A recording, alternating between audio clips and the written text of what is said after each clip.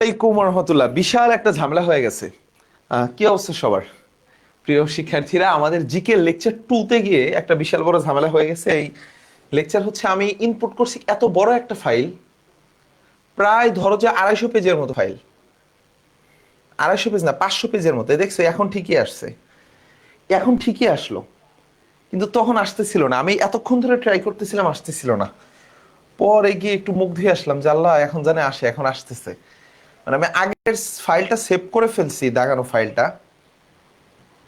ওটা যেন কত পেজ পর্যন্ত ছিল, 250 পেজের পাশাপাশি হবে।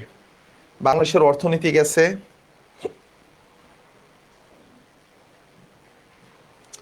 স্বাধীন বিচার বিভাগ, এই পার্টটাও তো মনে হয় পড়ে ফেলছি, তাই না? না, সাংবিধানিক সংস্থাতে আসে নাই।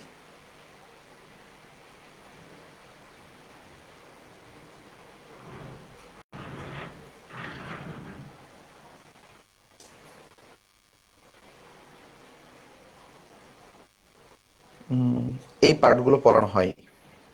আসো, এই পার্ট থেকে শুরু করে দেই।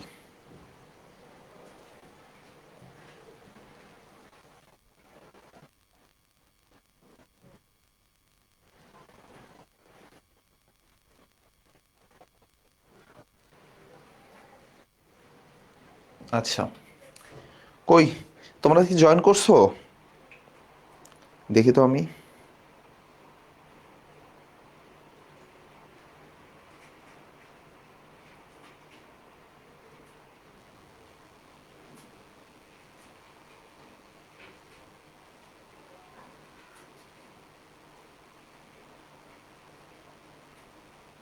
আমি গ্রুপে একটু লিঙ্কটা দিয়ে দিই।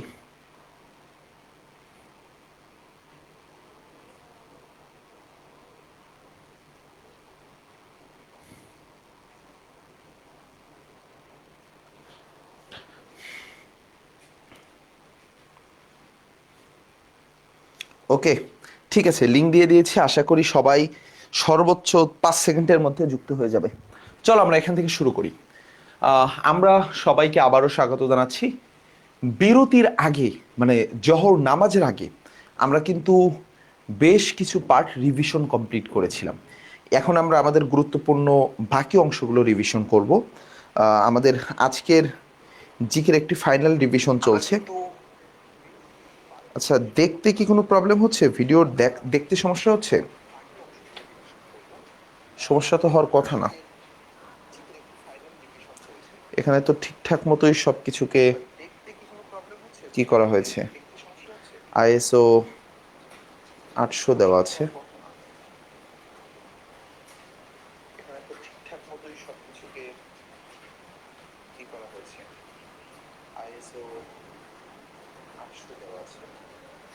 ওকে, চলো। সাংবিধানিক সংস্থাগুলো থেকে প্রশ্ন হয়। বাংলাদেশ সরকারের কিছু সাংবিধানিক সংস্থা আছে যারা নিজেরাই সরকার। তাদেরকে, তাদের হচ্ছে প্রবল ক্ষমতা থাকে। আমরা সেই সাংবিধানিক সংস্থাগুলো দেখব। ওয়ালাইকুম আসসালাম রহমতুল্লাহ। এই দেখছো, এখন কিন্তু অল ক্লিয়ার। এতক্ষণ ক্লিয়ার ছিল না, এতক্ষণ অনেক ঝাপসা লাগতেছিল। না না, কোনো প্রবলেম হয়নি। সাউন্ড ক্ষমতা থাকে, আমরা সেই সাংবিধানিক সংস্থাগুলো দেখব। বাইরে ঝুম বৃষ্টি হচ্ছে, বুঝছো? ঢাকায় যারা আসবা, পরীক্ষা তো ঢাকায় হবে, তোমরা তো জানো। সিট পড়বে 7টি কলেজেই। তো তোমরা যারাই ঢাকায় আসবা, ছাতা নিয়ে আসবা। পারলে রেইনকোট নিয়ে আসিও। রেইনকোট আনার দরকার নাই, ছাতা আনিও, তাতেই হবে। তবে ছাতা ছাড়া কেউ ঢাকায় আসিও না। ঢাকায় প্রতিদিন বৃষ্টি হচ্ছে। গতকাল আমার পরীক্ষা ছিল, আমি পরীক্ষার হল থেকে বের হয়েছি। আমি ক্যাম্পাস থেকে বের হচ্ছিলাম, বের হতে হতে জাস্ট একটা সিএনজি ধরবো টিএসসিতে গিয়ে। আমি কলা ভবন থেকে টিএসসিতে যাইতে আমার পুরো শরীর মুরগি ভেজা হয়ে গেছে। তো তোমরা যারাই ঢাকায় আসবা, অবশ্যই চেষ্টা করবা ছাতা নিয়ে আসতে। ঠিক আছে? আজকেও প্রচুর বৃষ্টি হচ্ছে, আমার বাসার বাইরে বৃষ্টিতে সব ভাঙচুর করে ফেলতেছে। আসো, আমরা শুরু করি সাংবিধানিক সংস্থাগুলো থেকে। সাংবিধানিক সংস্থা শুধু পিএসসি না, আর অনেকগুলো আছে। তোমরা তো এককালে পিএসসি পরীক্ষা দিতা, তখন সেটা বলতে প্রাইমারি কি, পিএসসি, প্রাইমারি স্কুল সার্টিফিকেট। কিন্তু এটা কিন্তু প্রাইমারি স্কুল সার্টিফিকেট না, এটা হচ্ছে পাবলিক সার্ভিস কমিশন, যারা বিসিএস ক্যাডার তৈরি করে বা বিভিন্ন সরকারি বড় বড় নিয়োগগুলো পরিচালনা করে থাকে। তাহলে এটি একটি সাংবিধানিক সংস্থা। একটি সাংবিধানিক সংস্থার নাম কি? PSC, public service commission. BPSC বলা হয় এটাকে, বাংলাদেশ পাবলিক সার্ভিস কমিশন।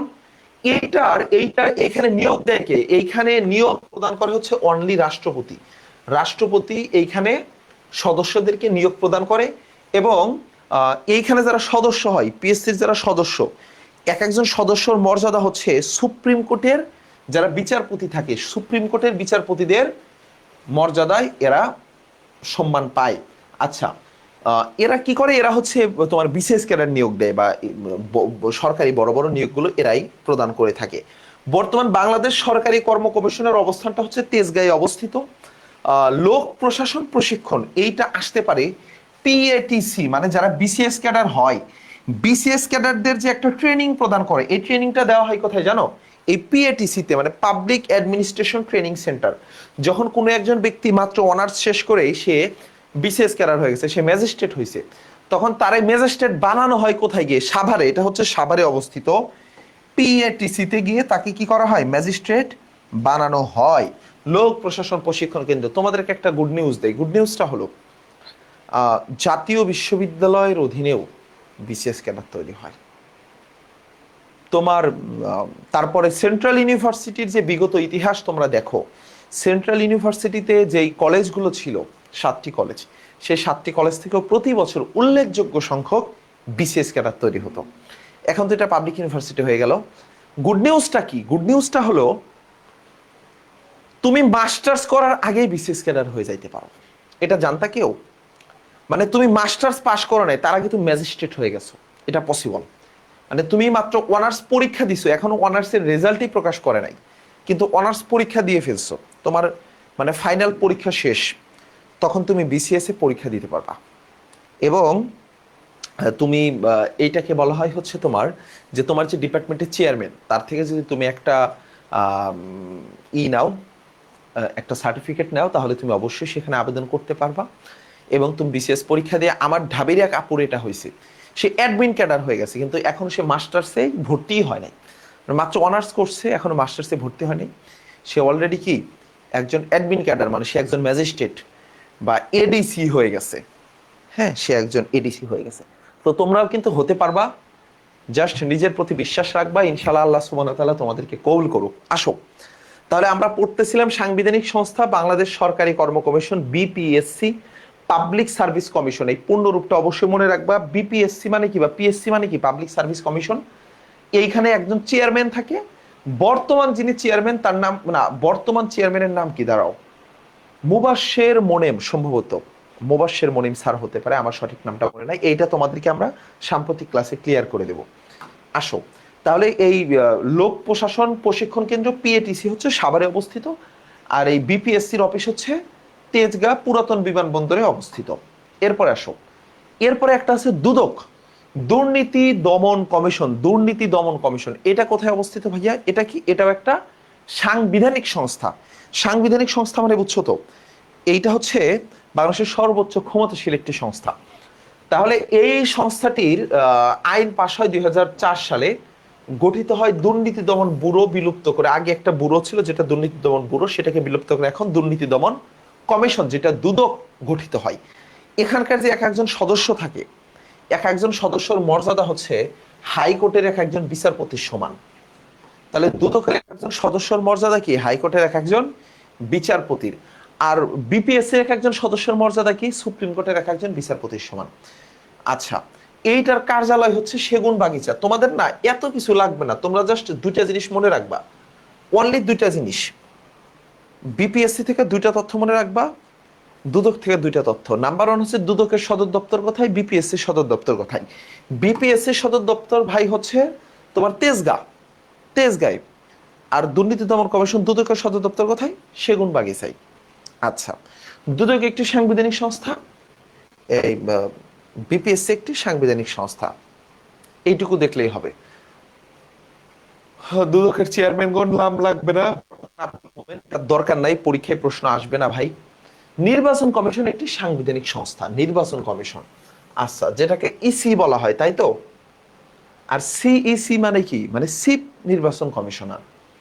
নির্বাচন কমিশন হচ্ছে এখানে যে কমিশনার হয়, যিনি এখানকার প্রধান হয়, তাকে বলা হয় কমিশনার। তার মেয়াদ হচ্ছে 5 বছর। কত বছর? 5 বছর, প্রতি 5 বছরের জন্য নির্বাচন কমিশন গঠন হয়। তো নির্বাচন কমিশনার যে সদস্যগণ থাকে, সেই সদস্যগণ মিলে এবং নির্বাচন কমিশনার, এরা হচ্ছে এই 5 বছরের ভিতর এই দেশের যত নির্বাচন অনুষ্ঠিত হবে সকল নির্বাচন তাদের অধীনে অনুষ্ঠিত হবে। এবং যখন জাতীয় নির্বাচন হয় তখন কিন্তু নির্বাচন কমিশনারই দেশের সর্বময় ক্ষমতার অধিকারী হয়। মানে দেশের সকল পুলিশ প্রধান, র্যাব প্রধান, তারপর হচ্ছে তোমার মানে সেনাবাহিনী থেকে শুরু করে সেনা প্রধান, বিমান বাহিনী প্রধান, সবাই নির্বাচন কমিশনারের নির্দেশা অনুযায়ী চলেন।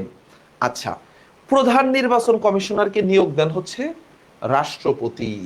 আচ্ছা, এরপরে আসো ভাইয়া, নির্বাচন কমিশনারের কাজ কি? নির্বাচন কমিশনারের কাজ হলো জাতীয় পরিচয়পত্র তৈরি করা। জাতীয় পরিচয়পত্র যে আমাদেরকে প্রদান করে, এইটা পুরা নির্বাচন অফিস, আমাদের যে পাসপোর্ট, এই পাসপোর্টও কিন্তু জাতীয় পরিচয়পত্রের সাথে সম্পর্কিত। তারপরে তোমাদের নির্বাচনের জাতীয় পরিচয়পত্র সবগুলো কিন্তু এর সাথে সম্পর্কিত। তাহলে জাতীয় পরিচয়পত্র বা এনআইডি কার্ড, এটা কিন্তু নির্বাচন কমিশনারের কাজ। আচ্ছা, পাসপোর্ট দেওয়া তার কাজ না, তার কাজ হচ্ছে নির্বাচন কমিশনার হচ্ছে জাতীয় পরিচয়পত্র দেয়। এবার ভাইয়া, ভোটার হতে হলে কি কি দরকার? দেখো, ভোটার হতে হলে কি কি দরকার। আচ্ছা, এখানে আরেকটা কথা আছে, জাতীয় পরিচয়পত্রের মেয়াদ কতদিন? তুমি একটা এনআইডি কার্ড বানাইবা, এটাতে সারা জীবন চলতে পারবা না, তুমি সর্বোচ্চ 15 বছর চলবা, এরপরে তোমাকে আবার এটাকে রিনিউ করতে হবে। পাসপোর্ট যেমন 5 বছর বা 10 বছর পর রিনিউ করতে হয়, এনআইডি কার্ডও কিন্তু 15 বছর পর পর রিনিউ করতে হয়। অপারেশন নবযাত্রা, এইটা হচ্ছে ভোটার ছবি সহ ভোটার তালিকা ও জাতীয় পরিচয়পত্র তৈরির কর্মসূচি। তোমরা কি কেউ আমাকে বলতে পারবা বাংলাদেশে প্রথম ছবি সহ জাতীয় পরিচয়পত্র শুরু করে কবে? আগে কিন্তু ছবি সহ ছিল না। বাংলাদেশে প্রথম ছবি সহ জাতীয় পরিচয়পত্র যাত্রা শুরু করে কবে? এটা মেবি 2008 সালের নির্বাচনের সময় থেকে। এর আগের যে নির্বাচনগুলো হয়েছে তখন কিন্তু জাতীয় পরিচয়পত্র ছিল না। ভোটার তালিকা হওয়ার যোগ্যতা, এটা তোমরা জানো ভাই, বয়স কমপক্ষে 18 বছর হতে হবে, বাংলাদেশের নাগরিক হতে হবে, আদালত কর্তৃক অপ্রকৃতস্থ ঘোষিত না হতে হবে। অপ্রকৃতস্থ মানে বুঝছো কিনা, মানে পাগল হওয়া যাবে না। আচ্ছা, ন্যায়পালের ইতিহাস, উৎপত্তি, ন্যায়পাল পদের, আচ্ছা এত কিছু দরকার নাই ন্যায়পাল সম্পর্কে, জাস্ট একটা কথা মনে রাখবা, 93 নাম্বার ধারায় মেবি, মানে বাংলাদেশের ন্যায়পাল নাই, বুঝছো কিনা, এই যে 77 নাম্বার ধারায়, ইয়েস এক্স্যাক্টলি, জাস্ট এইটুকু মনে রাখবা। ন্যায়পাল নিয়োগের কথা আছে সংবিধানের কত নাম্বার ধারায় ভাই? 77 নাম্বার ধারায়। বাংলাদেশে আজ পর্যন্ত ন্যায়পাল নিয়োগ হয় নাই। ঠিক আছে, ন্যায়পাল জিনিসটা কি? ন্যায়পাল হচ্ছে এমন একটা পদ যিনি কি হবে, তোমার সংসদের উপর, জাতীয় সংসদের উপর, সরকারের উপর নজরদারি করবে। বাংলাদেশে আজও গঠিত হয়নি স্বাধীনতার পর থেকে। এখন পর্যন্ত যতবার ন্যায়পাল নিয়ে প্রশ্ন এসেছে, জাস্ট একটা প্রশ্ন এসেছে যে ন্যায়পাল গঠনের কথা বলা আছে সংবিধানের কত নাম্বার ধারায়? কত নাম্বার হবে? 77 নাম্বার ধারায় হবে। আচ্ছা, 83 জন আছো। 2008 সাল এক্স্যাক্টলি, 2008 সালের আগ পর্যন্ত ভাই সাউন্ড প্রবলেম হচ্ছে, আসলেই হচ্ছে। কত নাম্বার হবে? 77 নাম্বার ধারায় হবে। আচ্ছা, 83 জন আছো।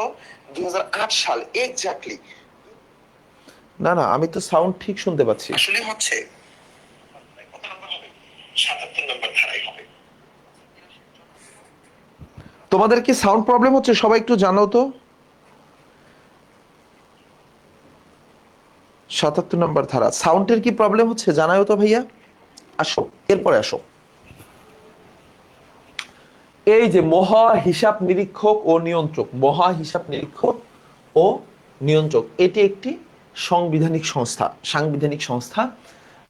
এইখান থেকে কিছু দরকার নাই। মহা হিসাব নিরীক্ষক কার্যালয়ের প্রধানের পদবি হচ্ছে মহা হিসাব নিরীক্ষক ও নিয়ন্ত্রক। মহা হিসাব নিরীক্ষক ও নিয়ন্ত্রক, এইটা থেকে তোমার প্রশ্ন আসবে না ভাই। এটা সেগুনবাগিচাই। এটা কোথায়, আমি একটু স্থানটা দেখি, এটা কোথায় অবস্থিত এখন। এটা সম্ভবত এখনো সেগুনবাগিচাতেই আছে, আমি এটাতে গিয়েছিলাম। নাই। আচ্ছা, এবার আসো বাংলাদেশের প্রতিরক্ষা এবং নিরাপত্তা বাহিনী। বাংলাদেশের সশস্ত্র বাহিনীর প্রধান হচ্ছে বাংলাদেশের রাষ্ট্রপতি। বাংলাদেশের যে এই যে তোমার কি সুপ্রিম কমান্ডার কে? বাংলাদেশের রাষ্ট্রপতি চুপ্পুর তাহলে কাজ কি বলতো?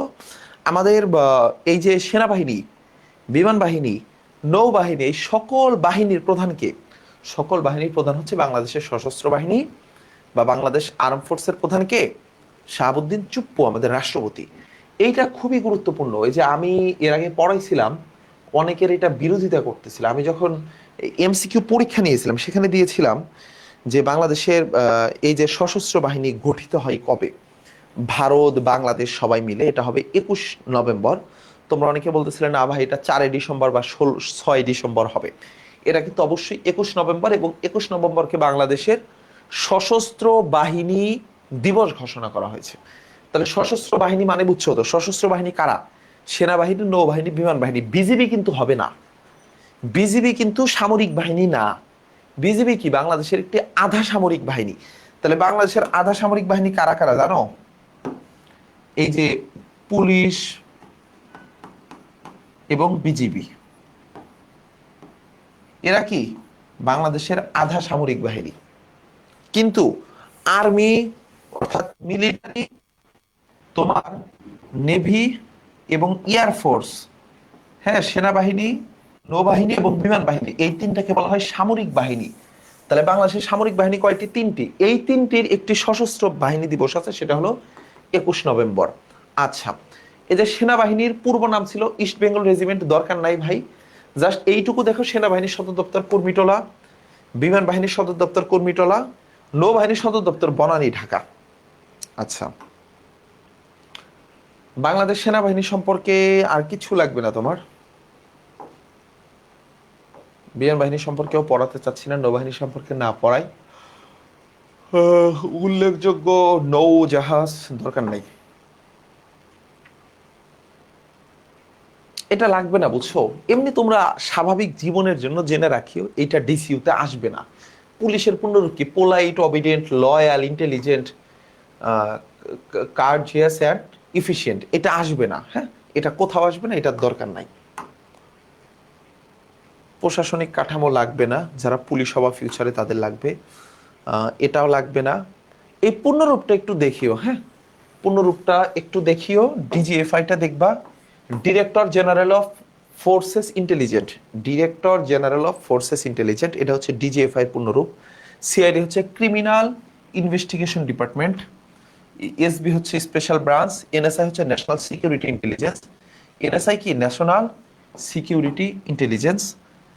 জিডি হচ্ছে থানায় যে আমরা জিডি করি, জেনারেল ডায়েরি। আর এসএসএফ হচ্ছে কি?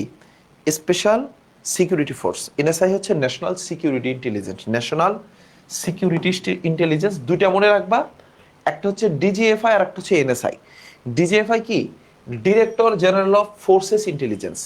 তাহলে এরা কি করে? এরা হচ্ছে সেনাবাহিনীর থেকে, এই যে ফোর্সেস কারা? Director general of forces intelligence. এই ফোর্সেস হচ্ছে তোমার আর্ম ফোর্সেস, অর্থাৎ সেনাবাহিনী, নৌবাহিনী, বিমান বাহিনী। এখানকার যে গোয়েন্দারা আছে তাদেরকে কি বলা হয়? ডিজিএফআই বলা হয়, director general of forces intelligence. আর এনএসআই কি? National security intelligence. ওকে, এরপরে যদি আসো বাংলাদেশ আনসার বাহিনী, আনসার, বাংলাদেশ প্রতিরক্ষা ও নিরাপত্তা বাহিনীকে বলা হয় বাংলাদেশ আনসার। এইটা সম্পর্কে জাস্ট একটা তথ্য মনে রাখো, আনসার একাডেমি কোথায়? এটা হচ্ছে শফিপুর, গাজীপুর। শফিপুর, গাজীপুর আনসার একাডেমি অবস্থিত। র্যাব, র্যাবের দরকার নাই ভাই, বর্ডার গার্ডও দরকার নাই। বাংলাদেশ প্রশাসন ব্যবস্থা, মাঠ প্রশাসন, সচিবালয়, এটাও পড়াবো না তোমাদের আমি, দরকার নাই। এইটা দরকার, এইটা একটুখানি মনোযোগ দিয়ে দেখবা তোমরা সবাই, ওকে? ইউনিয়ন পরিষদ থেকে, ইউনিয়ন পরিষদের টোটাল সদস্য সংখ্যা কতজন? একটা ইউনিয়ন পরিষদের সদস্য সংখ্যা 13 জন। বাংলাদেশের যে কোনো ইউনিয়ন পরিষদে, তোমরা ভাবিও না ভাই এটা তো বড় ইউনিয়ন, এখানে মানে মেম্বার সংখ্যা বেশি, বা এটা ছোট ইউনিয়ন, মেম্বার সংখ্যা কম, না। যে কোনো ইউনিয়নের নিয়ম কি? একটা ইউনিয়নে 13 জন সদস্য থাকবে, একজন চেয়ারম্যান হবে, 9 জন সাধারণ সদস্য, 3 জন মহিলা সদস্য থাকবে। তাহলে 3 জন মহিলা সদস্য, 9 জন সাধারণ সদস্য এবং একজন চেয়ারম্যান। আগে যে 10 জন ছিল এখন হয়ে গেছে 13 জন। মহিলাদের জন্য সংরক্ষিত আসনটা প্রবর্তন হয় 1997 সালে। তাহলে ইউনিয়ন পরিষদের সদস্য কতজন? 13 জন। মহিলা সদস্য কতজন? সংরক্ষিত, সংরক্ষিত মানে 3 জনের বেশি হতে পারবে, 3 জন হচ্ছে মাস্ট হতেই হবে, মহিলা সংরক্ষিত। আর মূল সদস্য হচ্ছে 9 জন, একজন হলো চেয়ারম্যান। এরপর আসো ভাই উপজেলা পরিষদ। বাংলাদেশে উপজেলা পরিষদ এই জিনিসটা প্রবর্তন করেন হোসেন মোহাম্মদ এরশাদ 1982 সাল। এইটুকু যথেষ্ট। তাহলে 1982 সালে উপজেলা প্রবর্তন করা হয়। এইটুকুই দেখিও, আর কিছু লাগবে না এখান থেকে। ওকে, আর কিছু লাগবে না। জেলা পরিষদ, বর্তমান জেলা হচ্ছে 64টি। আর স্বাধীনতার সময় বাংলাদেশের মহকুমা ছিল কতটি? বাংলাদেশের আগে মহকুমা ছিল 21টি, কিন্তু বর্তমান জেলা সংখ্যা 64টি। এই জেলা কে বানাইছে জানো? এই জেলাও কিন্তু হোসেন মোহাম্মদ এরশাদই বানাইছে। উনি বাংলাদেশের জেলা করছে, উপজেলা করছে। এই যে বিভিন্ন নদীর বাঁধ দেওয়ার জন্য Wabda, water and power development যেই সংস্থাটা, যারা হচ্ছে ওয়াবদা তোমার হচ্ছে নদীর বাঁধ সৃষ্টি করে, এগুলো সবই কিন্তু হোসেন মোহাম্মদ এরশাদেরই অবদান। এই লোকটার এই অবদানটা আমাদের স্বীকার করা উচিত। মহকুমাকে, এই যে দেখছো, এই যে মহকুমাকে জেলায় উন্নীত করেন কবে? 1984 সালে। কে করেন? হোসেন মোহাম্মদ এরশাদ করেন। আগে বাংলাদেশের আগে মহকুমা যতগুলো ছিল সবগুলো এখন জেলায় পরিণত হয়ে গেছে। এরপরে আসো বর্তমান বাংলাদেশের পৌরসভা, এই বেশ কিছু জিনিস কিন্তু চেঞ্জ হয়েছে। বাংলাদেশে নতুন নতুন উপজেলা তৈরি হয়েছে, ইউনিয়ন পরিষদ তৈরি হয়েছে, তোমরা হয়তো জানো। এগুলো নিয়ে আমরা তোমাদেরকে যে সাম্প্রতিক ক্লাসটা হবে ওইখানে ক্লিয়ার করে দেবো ইনশাল্লাহ। বাংলাদেশের শহর ভিত্তিক স্থানীয় সরকার হচ্ছে দুইটা, একটা হচ্ছে পৌরসভা আর একটা কি সিটি কর্পোরেশন। আচ্ছা, সিটি কর্পোরেশন সম্পর্কে এইটা একদম আপডেটেড তথ্য। বর্তমান বাংলাদেশে 12টি সিটি কর্পোরেশন আছে, তার ভিতরে সর্বশ্রেষ্ঠ হচ্ছে ময়মনসিংহ সিটি কর্পোরেশন। এইখান থেকে কি আর কিছু দরকার আছে? নাই। বাংলাদেশের সাথে বৈদেশিক সম্পর্ক, এটা ইম্পর্টেন্ট। এখান থেকে তোমরা ভুল করো, আমি একটু তোমাদেরকে দেখাই। বাংলাদেশকে প্রথম স্বীকৃতি দিল কে? এইটা নিয়ে তোমাদের সবচেয়ে বেশি ঝামেলা লাগে। এই সবাই কি রেডি আছো নাকি ঘুমায় গেছো? একজন কিছুক্ষণ আগে বলে ভাই কি পড়াইতেছেন হুদাই, এই ঘুমায়া যায়। তোমরা কি দেখতেছো? আমি কি কন্টিনিউ করব? ভাইয়া প্লিজ এগুলো এমসিকিউ আকারে প্র্যাকটিস করান, সব মাথার উপর দিয়ে যাচ্ছে।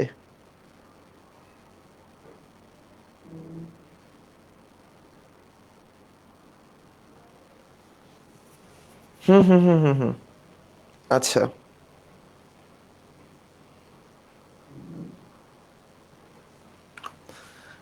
দেখো ঠিক আছে, সবাই রেডি আছো আমি বুঝতে পারছি। তোমাদের মেসেজটা একটু পরে আসে। হ্যাঁ, রেডি রেডি রেডি। দেখো, তোমাদের সবচেয়ে বেশি ঝামেলা লাগে যেটা নিয়ে, সেটা হচ্ছে ভাই বাংলাদেশকে প্রথম স্বীকৃতি দিছি তো ভারত, আপনি আবার এখানে ভুটান লেখেন কেন? তুমি জানো না বোকা ছেলে, বাংলাদেশকে এই 6 তারিখে, 6 ডিসেম্বর দুইটা দেশ স্বীকৃতি দেয়, দুইটা দেশ। একটা হচ্ছে ভুটান আর একটা ভারত। ভুটান তখন তো ধরো যে মোবাইল ছিল না, টেলিভিশনও ছিল না, কিসের মাধ্যমে দিত? তোমার হচ্ছে ফ্যাক্সের মাধ্যমে পাঠাইতো। তো বাংলাদেশকে সবার আগে এই 6 ডিসেম্বর ভারতও দিছে, ভুটানও দিছে। ভুটান দিছে ধরো যে সকালের একটু পরে, আর ভারত দিছে হচ্ছে সন্ধ্যার আগে, মানে বিকেলের দিকে। তো ভুটানের ফ্যাক্সটা সবার আগে আসে, এবং ভুটান সবার আগে হচ্ছে স্বীকৃতিটা রেডিওর মাধ্যমে প্রদান করে, যে বাংলাদেশ একটি স্বাধীন সার্বভৌম দেশ হিসাবে বাংলাদেশকে আমরা স্বীকৃতি প্রদান করলাম। তাহলে সবার আগে বাংলাদেশকে স্বীকৃতি দেয় কে? ভুটান। ওই দিনেই বিকালের দিকে আবার আমাদেরকে স্বীকৃতি দিয়েছে কে? এই ভদ্রলোক, যার নাম হচ্ছে তোমার ভারত। আচ্ছা, ইউরোপিয়ান দেশগুলোর মধ্যে বাংলাদেশকে প্রথম স্বীকৃতি দেয় কে? ইউরোপের মধ্যে জার্মান, পূর্ব জার্মানি। তখন কিন্তু জার্মানি ভাগ ছিল, তোমরা হয়তো জানো তাই না? জার্মানি কিন্তু পূর্ব জার্মানি এবং পশ্চিম জার্মানি দুইটা ভাগ হয়ে যায়, এবং একটা রাজধানী হয় বর্ন আর একটা রাজধানী হয় বার্লিন। তো পূর্ব জার্মানি হচ্ছে বাংলাদেশকে প্রথম স্বীকৃতি প্রদান করে। এরপরে যদি আফ্রিকার ভিতরে সেনেগাল, উত্তর আমেরিকার ভিতর বা এইগুলো, আর কোনোটা লাগবে না। হ্যাঁ, এখান থেকে অনলি একটাই দরকার, যে এটাই আসবে, বাকিগুলো পড়িও না। হ্যাঁ, আমি জাস্ট এটাই স্টার্ট দিয়ে দিই। পরীক্ষায় আসার মতো শুধু প্রথমটাই আসে, নিচের গুলো আর আসে না। নিচের গুলো এমনি আমরা তোমাদেরকে জানিয়ে রাখি। এরপরে আসো একটু উল্লেখযোগ্য একটি ঘটনা। 4 ফেব্রুয়ারি 1972, এই দিনে প্রথম পশ্চিমা দেশ হিসেবে গ্রেট ব্রিটেন বাংলাদেশকে স্বীকৃতি প্রদান করে। মানে বাংলাদেশ স্বাধীন হলো 16 ডিসেম্বর। স্বাধীন হওয়ার পরে শেখ মুজিবুর রহমান বাংলাদেশে আসলেন 10 জানুয়ারি, এবং তার কিছুদিন পর মাত্র 4 ফেব্রুয়ারি গ্রেট ব্রিটেন, মানে যেটাকে আমরা কি বলে থাকি, আমরা বলি যুক্ত রাজ্য, সে যুক্তরাজ্য হচ্ছে আমাদেরকে প্রথম স্বীকৃতি প্রদান করলো, ইউকে। কবে? 4 ডিসেম্বর 1972। পাকিস্তান দীর্ঘদিন ধরে বাংলাদেশকে স্বীকৃতি দেয়নি, অবশেষে 12 ফেব্রুয়ারি 1974 সাল বাংলাদেশকে স্বীকৃতি প্রদান করে। এরপরে অনেকগুলো ঘটনা ঘটে গেছে। 1974-এ যখন বাংলাদেশকে পাকিস্তান স্বীকৃতি প্রদান করলো, তাহলে ভাই যুদ্ধ তো বন্ধ হয়েছে, হ্যাঁ, যুদ্ধ হয়তো 1971-এর 16 ডিসেম্বর শেষ হয়েছে। যুদ্ধ শেষ হওয়া মানে এটা না যে আমি তোমাকে স্বীকৃতি প্রদান করলাম। যুদ্ধ শেষ হয়েছে, কিন্তু বাংলাদেশের প্রতি তাদের অনেক বেশি ক্ষোভ ছিল। তাদের ধারণা ছিল যে সন্ত্রাসী ভারতীয় বাহিনী বাংলাদেশের পাশে দাঁড়িয়ে আমাদের সৈন্যদেরকে ওখান থেকে উৎখাত করেছে, তবে আমরা আমাদের ভূমি ফেরত নেব। এই আশাটা তারা 1974 পর্যন্ত ছিল। 1974-এর 22 ফেব্রুয়ারি তারা আমাদেরকে স্বীকৃতি প্রদান করে। এরপরে কি কি ঘটছে? এরপরে অনেকগুলো ঘটনা ঘটছে। বাংলাদেশ তোমার ইয়েতে যায়, পাকিস্তানে যায়। পাকিস্তানে হচ্ছে বাংলাদেশ, তারপরে সেখানে ওআইসি সম্মেলন হয়, বাংলাদেশ ওআইসি সদস্য পদ লাভ করে। এই ঘটনাগুলো ঘটেছে। আচ্ছা, তারপরে আসো, বাংলাদেশ ও ভারতের সম্পর্ক ঐতিহাসিকভাবে ঘনিষ্ঠ হলেও নানা সময় সহযোগিতা এবং মতবিরোধ উভয়ই দেখা দিয়েছে। নিচে আমি যদি তোমাকে দেখাই ভাইয়া, না এগুলো এখান থেকে আর কিছু দেখাবো না, এখান থেকে একটাও দেখাবো না, শুধু একটা জিনিস দেখাবো। 1997 সাল থেকে বাংলাদেশ ভারতের পানি চুক্তি আইন, যে চুক্তিটা হয়েছে সেটা হয়েছিল 30 বছরের জন্য। 2026 সালের 31 ডিসেম্বর পানি চুক্তির মেয়াদ শেষ হয়ে যাবে। হ্যাঁ, এটা তোমাদেরকে আমি জানিয়ে রাখলাম, পরীক্ষার প্রশ্ন হতে পারে, এটা একটু মনে রাখিও। 1976 সাল মাওলানা আব্দুল হামিদ খান ভাসানীর নেতৃত্বে ফারাক্কাবাদ অভিমুখে তোমার হচ্ছে যে লং মার্চটি অনুষ্ঠিত হয়, গঙ্গার পানি বন্টন চুক্তি। পানি বন্টন চুক্তিটা 30 বছরের একটা চুক্তি হয়েছে। যে এটা নিয়ে এতক্ষণ বলতেছিলাম, এটা নিয়ে খুবই কাহিনী। এটার মেয়াদ শেষ হলে আমাদের সাথে ভারতের আবার ঝামেলা লেগে যেতে পারে। 1996 সালে 12 ডিসেম্বর কি হয়? চুক্তি হয়, যেটা 97 সাল থেকে কার্যকর হয়, যেটা চলতেছে কবে? 2026 সালের 30 ডিসেম্বর পর্যন্ত চলবে।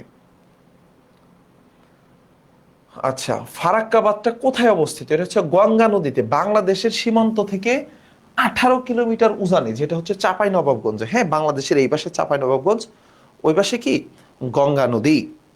এখান থেকে আর কিছু লাগবে না, একটাও দরকার নাই, একটাও দরকার নাই। বাংলাদেশ ভারত স্থলভূমি, এটা নিয়ে লাগবে না। ছিটমহল নিয়ে তোমরা একটু দেখিও। মোট ছিটমহল 111টি। মোট ছিটমহল কতটি? বাংলাদেশে মোট ছিটমহল হচ্ছে বাংলাদেশকে যেগুলো হস্তান্তর করা হয়েছে 111টি। এটা নিয়ে আগে প্রশ্ন হতো, এখন আর প্রশ্ন হয় না খুব একটা। জাস্ট এইটুকু মনে রাখি, 111টি। কোন জেলায় কতটি এটার দরকার নাই। হ্যাঁ, কোন জেলায় কতটি এটার দরকার নাই, তুমি জাস্ট এই 111টি এইটুকু মনে রাখিও। এরপরে যদি দেখায়, বাংলাদেশের ভিতরে ভারতের সবচেয়ে বড় ছিটমহল ছিল কোথায়? যেটা হচ্ছে কুড়িগ্রামের ফুলবাড়িতে অবস্থিত। বেরুবাড়ি এবং 3 বিঘা করিডর, এই 3 বিঘা করিডরটা একটু ইম্পর্টেন্ট। 3 বিঘা করিডরটা হচ্ছে তোমার, আমি যদি নিচে দেখাই,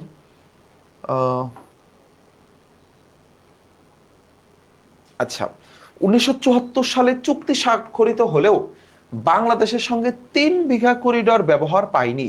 বাংলাদেশ সঙ্গে সঙ্গে 3 বিঘা করিডর ব্যবহারের সুযোগ পায়নি। এটা হচ্ছে তোমার ভারত বাংলাদেশের একটা সীমান্ত চুক্তি, যেটা হচ্ছে আমাদের উপনে ছিল কি নেপাল ভুটান। তো আমরা কিন্তু চাইলে বাংলাদেশের সাথে, এটা তোমাদের আমি স্থায়ী বিস্তারিত কোনো একটা ক্লাসে দেখায় দিব যে বাংলাদেশকে ভারত কিভাবে ক্ষতি করে। এটা হচ্ছে বাংলাদেশের ম্যাপ, ধরো এটা বাংলাদেশের ম্যাপ। হ্যাঁ, ধরো এখানে হচ্ছে নেপাল ভুটান, ওকে, ধরো এখানে নেপাল আর ভুটান, এইখানে খুবই অল্প একটু জায়গা। এইদিকে ভারতের বড় 7টি রাজ্য, টোটাল 7টি রাজ্য। ভারতকে আমরা অনুমতি দিলাম যে ঠিক আছে, তোমরা আমাদের মাথার উপরে ছোট্ট জায়গাটা তোমাদেরকে আমরা ছেড়ে দিলাম, এটাকে আমরা চিকেন নেক, তোমরা এইখান দিয়ে যাইতে পারবা তোমাদের ওইখানে বাণিজ্য করতে, আমরা তোমাদের নিরাপত্তা দিব। কিন্তু আমাদের একটা জিনিস ছেড়ে দিতে হবে, সেটা হচ্ছে আমাদের সাথে নেপাল ভুটানের সরাসরি বাণিজ্য যেতে দিতে হবে। কিন্তু ভারত কোনোভাবেই এই সুযোগ দিবে না, নেপাল ভুটানের সাথে আমাদের সরাসরি বাণিজ্য করতে দেবে না। কারণ আমরা যদি সরাসরি নেপাল আর ভুটানের সাথে বাণিজ্য করি, তাহলে এইখানে ভারতের সাথে আমাদের বাণিজ্য কমে যাবে, ভারতের ক্রয় বিক্রয় কমে যাবে। এই জন্য ভারত আর আমাদের এই সুযোগটা দেয়নি। যাই হোক, আমরা এইখান থেকে আসবে না। আমি এই রোহিঙ্গাদেরকে নিয়ে আর পড়াতে চাচ্ছি না ভাই, এই জায়গাটা আমি স্কিপ করতে চাচ্ছি। আমার মনে হয় না এই জায়গাটা তোমাদের জন্য এবছর গুরুত্বপূর্ণ হলেও আমি পড়াতে চাচ্ছি না। বৈদেশিক সম্পর্কটা আমি পুরোটাই স্কিপ করি। হ্যাঁ, আসো, এইখানে কিছু বিষয়াদি আছে, আন্তর্জাতিক অঙ্গনে বাংলাদেশের কিছু ব্যাপার স্যাপার আছে।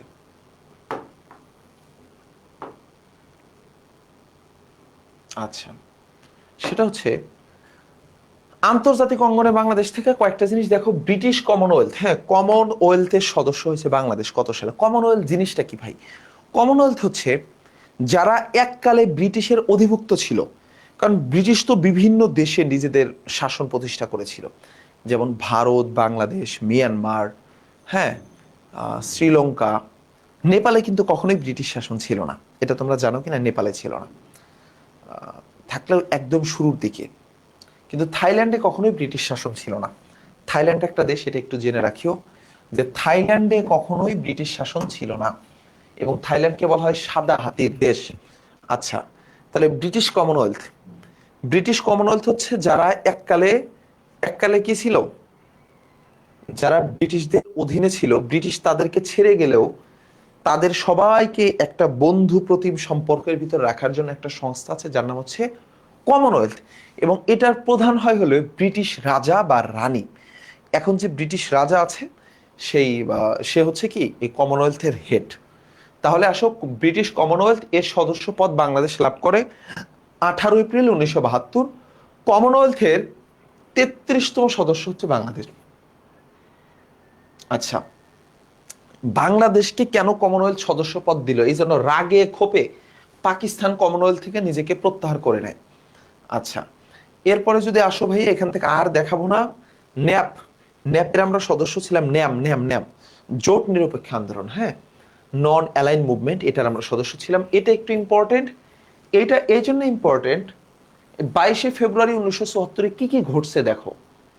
এই 22শে ফেব্রুয়ারি পাকিস্তান বাংলাদেশকে স্বীকৃতি প্রদান করে, এবং পাকিস্তান যখন বাংলাদেশকে স্বীকৃতি প্রদান করলো তারপরের দিন, হ্যাঁ, ওআইসি বাংলাদেশকে স্বীকৃতি প্রদান করে। কে? ওআইসি, মানে আন্তঃ ইসলামিক সহযোগী সংস্থা, বা যেটা আগে ছিল ইসলামী সম্মেলন সংস্থা। তো সেই ওআইসি বাংলাদেশকে তাহলে সদস্যপদ দেয় কবে? 1974 সালে 23শে ফেব্রুয়ারি। 1974 সালে 22শে ফেব্রুয়ারি পাকিস্তান বাংলাদেশকে স্বীকৃতি দেয়, কারণ ওই বছর ওআইসি সম্মেলনটা হয়েছিল পাকিস্তান।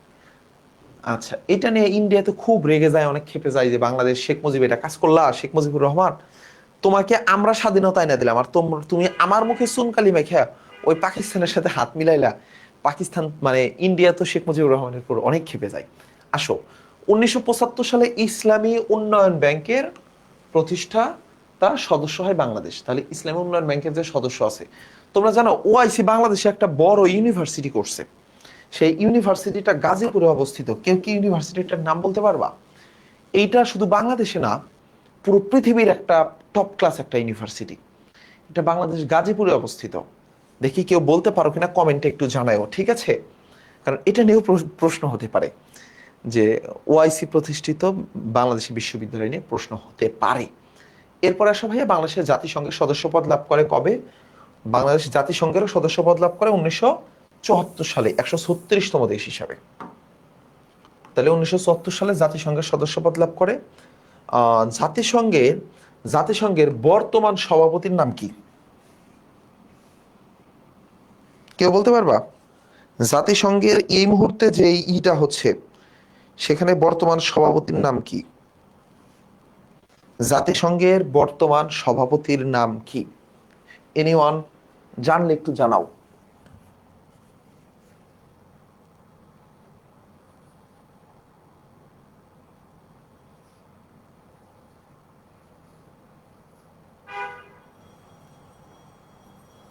জাতিসংঘের বর্তমান সভাপতির নাম কি?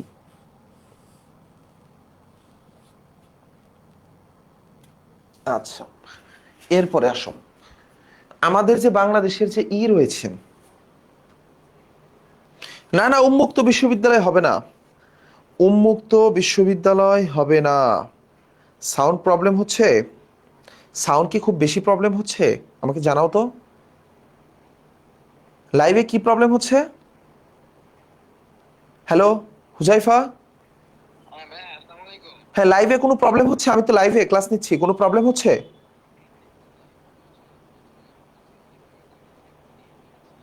ওটা তো কমেন্ট বক্সে বললেই হয় রে ভাইয়া, দাগানো তো স্লাইড পাবেনি।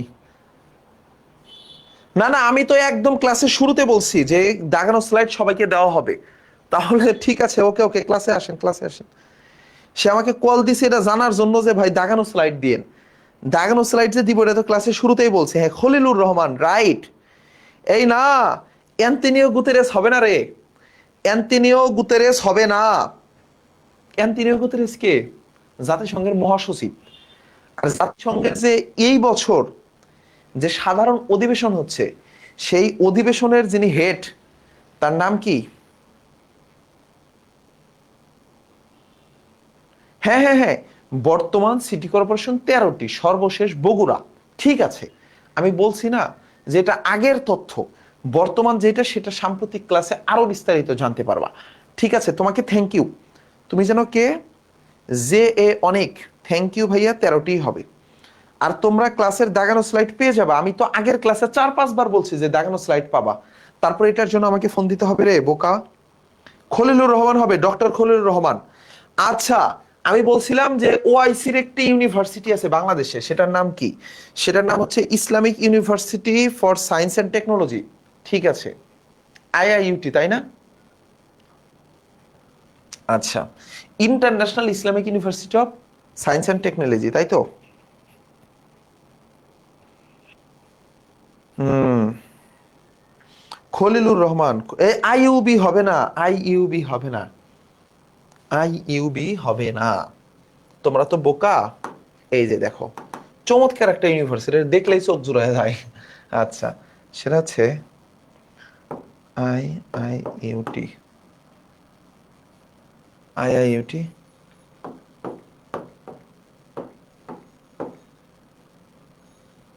আইইউটি। এই যে আইইউটি, হ্যাঁ, আইইউটি, এটা হচ্ছে ইসলামিক ইউনিভার্সিটি অফ টেকনোলজি। এই যে এই ইউনিভার্সিটিটা, এই যে এই ইউনিভার্সিটিটা হচ্ছে কোথায়? গাজীপুরে অবস্থিত। ইসলামিক ইউনিভার্সিটি অফ, এটা কিন্তু ওআইসির। এবং ওআইসির এখানে কিন্তু মানে পুরো অর্থায়ন সবকিছু ওআইসির। এখানে পৃথিবীর বিভিন্ন দেশের, এখানে ফিলিস্তিনের স্টুডেন্ট আছে, তারপরে তোমার হচ্ছে বিভিন্ন মুসলিম রাষ্ট্রের, মিশরের স্টুডেন্ট আছে, বিভিন্ন দেশের স্টুডেন্টরা এখানে এসে পড়াশোনা করে। জাতিসংঘের সাধারণ পরিষদে প্রথম ভাষণ দেন শেখ মুজিবুর রহমান। এগুলো আসবে না ভাই, জাস্ট এইটুকু মনে রাখিও, জাতিসংঘের একটি বড় উদ্যোগ ছিল, সেটা হচ্ছে তোমার এমডিজি। হ্যাঁ, মিলেনিয়াম ডেভেলপমেন্ট গোল।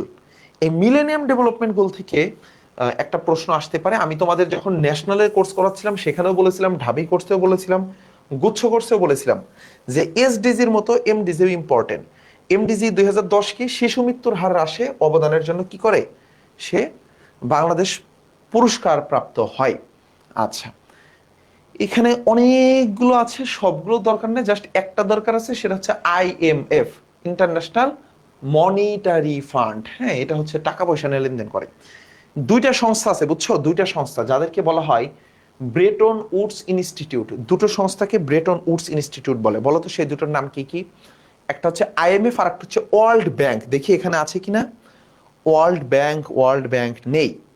তাহলে যদি বলা হয় যে কোন দুটি সংস্থাকে ব্রেটন উডস ইনস্টিটিউট বলা হয়, একটা হচ্ছে আইএমএফ মানে ইন্টারন্যাশনাল মনিটারি ফান্ড, আর একটার নাম কি? World bank, WORLD, world bank. আচ্ছা, আর এখানে কোন সংস্থাটি প্রথম বিশ্বযুদ্ধের প্রেক্ষিতে তৈরি হওয়া? যখন জাতিপুঞ্জ ছিল, জাতিপুঞ্জ, জাতিসংঘ না, সেটা হচ্ছে তোমার আমি একটু দেখাই, সংস্থাটা হচ্ছে এখানে আছে, আমি মাত্রই দেখলাম। এই যে এইটা না, সেটা হচ্ছে আইএলও, আইএলও। আচ্ছা, ইন্টারন্যাশনাল লেবার অর্গানাইজেশন, এখানে আমি পাচ্ছি না। তবে এই যে গ্যাট, ওয়ার্ল্ড ট্রেড অর্গানাইজেশন, এটা একটু তোমরা সবাই দেখো। এইটা একদম প্রতিষ্ঠা বছরেই বাংলাদেশ স্বীকৃতি পাইছে। কারণ ভাই সবই 72, 74, 76, এইটা কেন 95 হলো? এটার আগে নাম ছিল হচ্ছে গ্যাট, এটার পূর্বের নাম কি? গ্যাট, GATT, গ্যাট। এই গ্যাট হচ্ছে তোমার ডাব্লিউটি হয়ে যায়, হ্যাঁ, ডাব্লিউটিও, ওয়ার্ল্ড ট্রেড অর্গানাইজেশন হয়ে যায়। কত সালে এটার নাম চেঞ্জ হয়ে যায়, আগে নাম ছিল গ্যাট, পরে হয়ে যায় ডাব্লিউটিও, ওয়ার্ল্ড ট্রেড অর্গানাইজেশন হয় 1995 সালের 1 জানুয়ারি। বাংলাদেশ ওই দিনই সদস্য পদ পায়, একদম প্রতিষ্ঠার দিনই সদস্য পদ পায়। এরপরে যদি দেখাই ভাইয়া, তোমার এখান থেকে আর লাগবে না। জাতিসংঘের শান্তি রক্ষা মিশন প্রথমটা মনে রাখবা, হ্যাঁ, প্রথমটা। বাংলাদেশ প্রথম জাতিসংঘের শান্তি রক্ষা মিশনে যায় কত সালে? 1988 সালে। এবং কোন যুদ্ধের জন্য যায়? ইরাক ইরান যুদ্ধ তদারকিতে যায়। কোন যুদ্ধে তদারকিতে যায়? ইরাক ইরান যুদ্ধ তদারকিতে যায় কত সালে? 1988 সালে। আচ্ছা, এই সালটা ইম্পর্টেন্ট। এরপরে যদি দেখি ভাইয়া, তোমার আর কি দরকার আছে? সিয়েরা লিওন দ্বিতীয় রাষ্ট্রভাষার মর্যাদা দিয়েছে বাংলাকে। আচ্ছা, শেষ। এই পেজ থেকে দুটাই দেখো, আর দেখার দরকার নাই। তাহলে প্রথম জাতিসংঘ মিশনে যাওয়া হয় 1988 সালে, প্রথম জাতিসংঘ মিশনে যাওয়া হয়, জাতিসংঘ মিশনে যাওয়া হয় 1988 সালে। ইউনিমগ, নাম কি? ইউনি এমজি, ইউনি এমজি। আর সেটা হচ্ছে তোমার ইরাক ইরান যুদ্ধ তদারকির জন্য অংশগ্রহণ করে। আর শেষ হচ্ছে 2000 সালে। 2002 সালে সিয়েরা লিওনে, সিয়েরা লিওনে কেন মাতৃভাষা স্বীকৃতি দেওয়া হলো? সে জায়গায় যুদ্ধ চলতেছিল, এবং যুদ্ধরত একটা অবস্থায় একটা দেশে বাংলাদেশের সেনাবাহিনী শান্তি রক্ষায় অনেক বেশি, মানে এই গৃহযুদ্ধ চলতেছিল, বহির্বিশ্বের যুদ্ধ না, গৃহযুদ্ধ চলতেছিল, যেখানে বাংলাদেশ অনেক অবদান রাখে। সেই জন্য তারা বাংলাদেশ সেনাবাহিনীর প্রতি সম্মান থেকে এই কাজটি করে। আচ্ছা, এরপরে যদি দেখি, এখানে একটা ইনফরমেশন আমি তোমাদের অলরেডি বলে দিচ্ছি। ডক্টর খলিলুর রহমান জাতিসংঘের কি হয়েছে? সাধারণ পরিষদের সভাপতি হয়েছে সর্বশেষ। এটা আসতে পারে, হ্যাঁ, জাতিসংঘের সর্বশেষ যে অধিবেশন হয়েছে সেখানে সভাপতি ছিল হচ্ছে ডক্টর খলিলুর রহমান। উনি কেন, অন্য কেউ কেন হলো না? কারণ হচ্ছে উনি বাংলাদেশের কে ছিল জানো? ডক্টর খলিলুর রহমান। একটু ভদ্রলোক সম্পর্কে একটু জেনে রাখো। ভদ্রলোক ঢাকা বিশ্ববিদ্যালয়ে টপ করলো, টপ করার পরে ডিপার্টমেন্টে ফার্স্ট ক্লাস পাইলো। ডিপার্টমেন্টে ফার্স্ট ক্লাস পাওয়ার পরে বিসিএসেও ফার্স্ট হলো সারা বাংলাদেশে। বিসিএসে ফার্স্ট হওয়ার পরে উনি সচিব হলো। পরবর্তীতে না, উনি বাইরে চলে গেল। আমি গতকালে উনার জীবনী পড়তেছিলাম, যে উনি গিয়ে তারপরে তোমার হচ্ছে ইউরোপ থেকে উনি ডিগ্রি নিল, বিশ্ববিদ্যালয়ের টিচার হলো, প্রফেসর হলো, শিক্ষকতা করলো। পরে উনি সারা বিশ্বব্যাপী বিভিন্ন জায়গায় বড় বড় রিসার্চ করলো। এরপরে ডক্টর ইউনুস তাকে বাংলাদেশে নিয়ে আসছে। এনে তারা কি করছে? বলছে যে আসো তুমি উপদেষ্টা হও। তারে বানাইছে হচ্ছে বাংলাদেশের পররাষ্ট্র উপদেষ্টা। এই ভদ্রলোকরা যখন পররাষ্ট্র উপদেষ্টা বানাইছে, এত সুন্দর করে কাজ করছে, তারেক রহমান বলে যে আমারও এই লোকরাই লাগবে। তখন তারেক রহমানও একাই কি করলো? বাংলাদেশের মানে বিএনপির কোনো ইলেকশন না করে সরাসরি মন্ত্রী বানাই দিছে। এটা বলে টেকনোক্র্যাট মন্ত্রী, হ্যাঁ, দুইজন হতে পারে। তাহলে আমাদের এই ভদ্রলোক ডক্টর খলিলুর রহমান একজন টেকনোক্র্যাট পররাষ্ট্রমন্ত্রী, তাই তো? উনি কিন্তু এখন বাংলাদেশের পররাষ্ট্রমন্ত্রী। উনার এনে একটা প্রশ্ন আসতেই পারে, অনেকভাবে প্রশ্ন হতে পারে। বলতে পারে বর্তমান বাংলাদেশের পররাষ্ট্রমন্ত্রীর নাম কি? ডক্টর খলিলুর রহমান। আবার প্রশ্ন হতে পারে যে তোমার জাতিসংঘের সর্বশেষ অধিবেশনের সভাপতির নাম কি? ডক্টর খলিলুর রহমান। আচ্ছা, আঞ্চলিক বাণিজ্য চুক্তি যদি আমরা দেখি ভাইয়া, এখান থেকে এগুলো আমার মনে হয় না খুব একটা গুরুত্বপূর্ণ দরকার আছে, আমি এগুলোকে একটু ইগনোর করে যাই। এই পেজটা একটু মনোযোগ দিয়ে দেখবো, এই পেজটা একটু মনোযোগ দিয়ে দেখবা। লাইভ ঘুরতেছে, আমি তো দেখতে পাচ্ছি। আয় হায়, বলো কি? আচ্ছা, ঘোষণা হচ্ছে, এটা কি দেখতেছিলাম, আন্তর্জাতিক মাতৃভাষা দিবস। হ্যাঁ, আন্তর্জাতিক মাতৃভাষা দিবস ঘোষণা 17 নভেম্বর 1999 সালে ইউনেস্কো। 17 নভেম্বর 1999 সালে ইউনেস্কো, তাই তো? ইউনেস্কো হচ্ছে আমাদের এই মাতৃভাষাকে, বাংলাকে আন্তর্জাতিক মাতৃভাষা দিবস হিসেবে ঘোষণা দেয়। এবং প্রথম পালিত হয় কত সালে? প্রথম পালিত হয় 21শে ফেব্রুয়ারি 2000 সাল, 188টি দেশে। তাহলে 21শে ফেব্রুয়ারি 2000 সালে 188টি দেশে আন্তর্জাতিক মাতৃভাষা দিবস হিসেবে পালিত হয়। জি, আসসালামু আলাইকুম।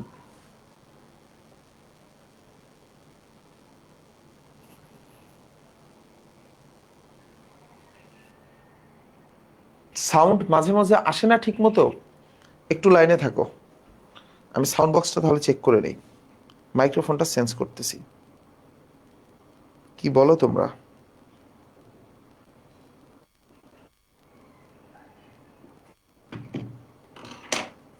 একজন বলে দেখা যায় না, একজন বলে সাউন্ড আসে না।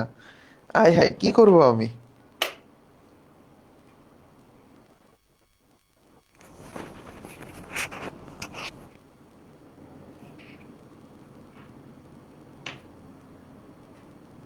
এখন দেখো তো তোমরা শুনতে পাও কিনা, আমাকে একটু জানাও তো। জি, আসসালামু আলাইকুম। জি জি বলেন, শুনতে পাচ্ছি।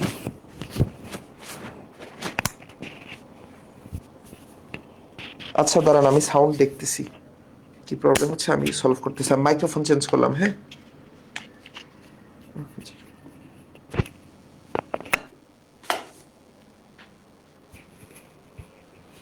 আচ্ছা, এখন কি ঠিক আছে?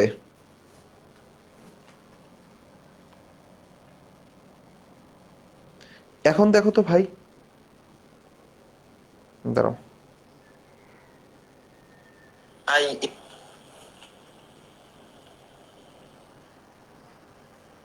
এখন দেখো তো ভাই, দাঁড়াও। আই, শোনা যায় বাট মাঝে মাঝে একটু কেটে কেটে আসে না, মাঝে মাঝে কেটে কেটে কেন আসবে রে?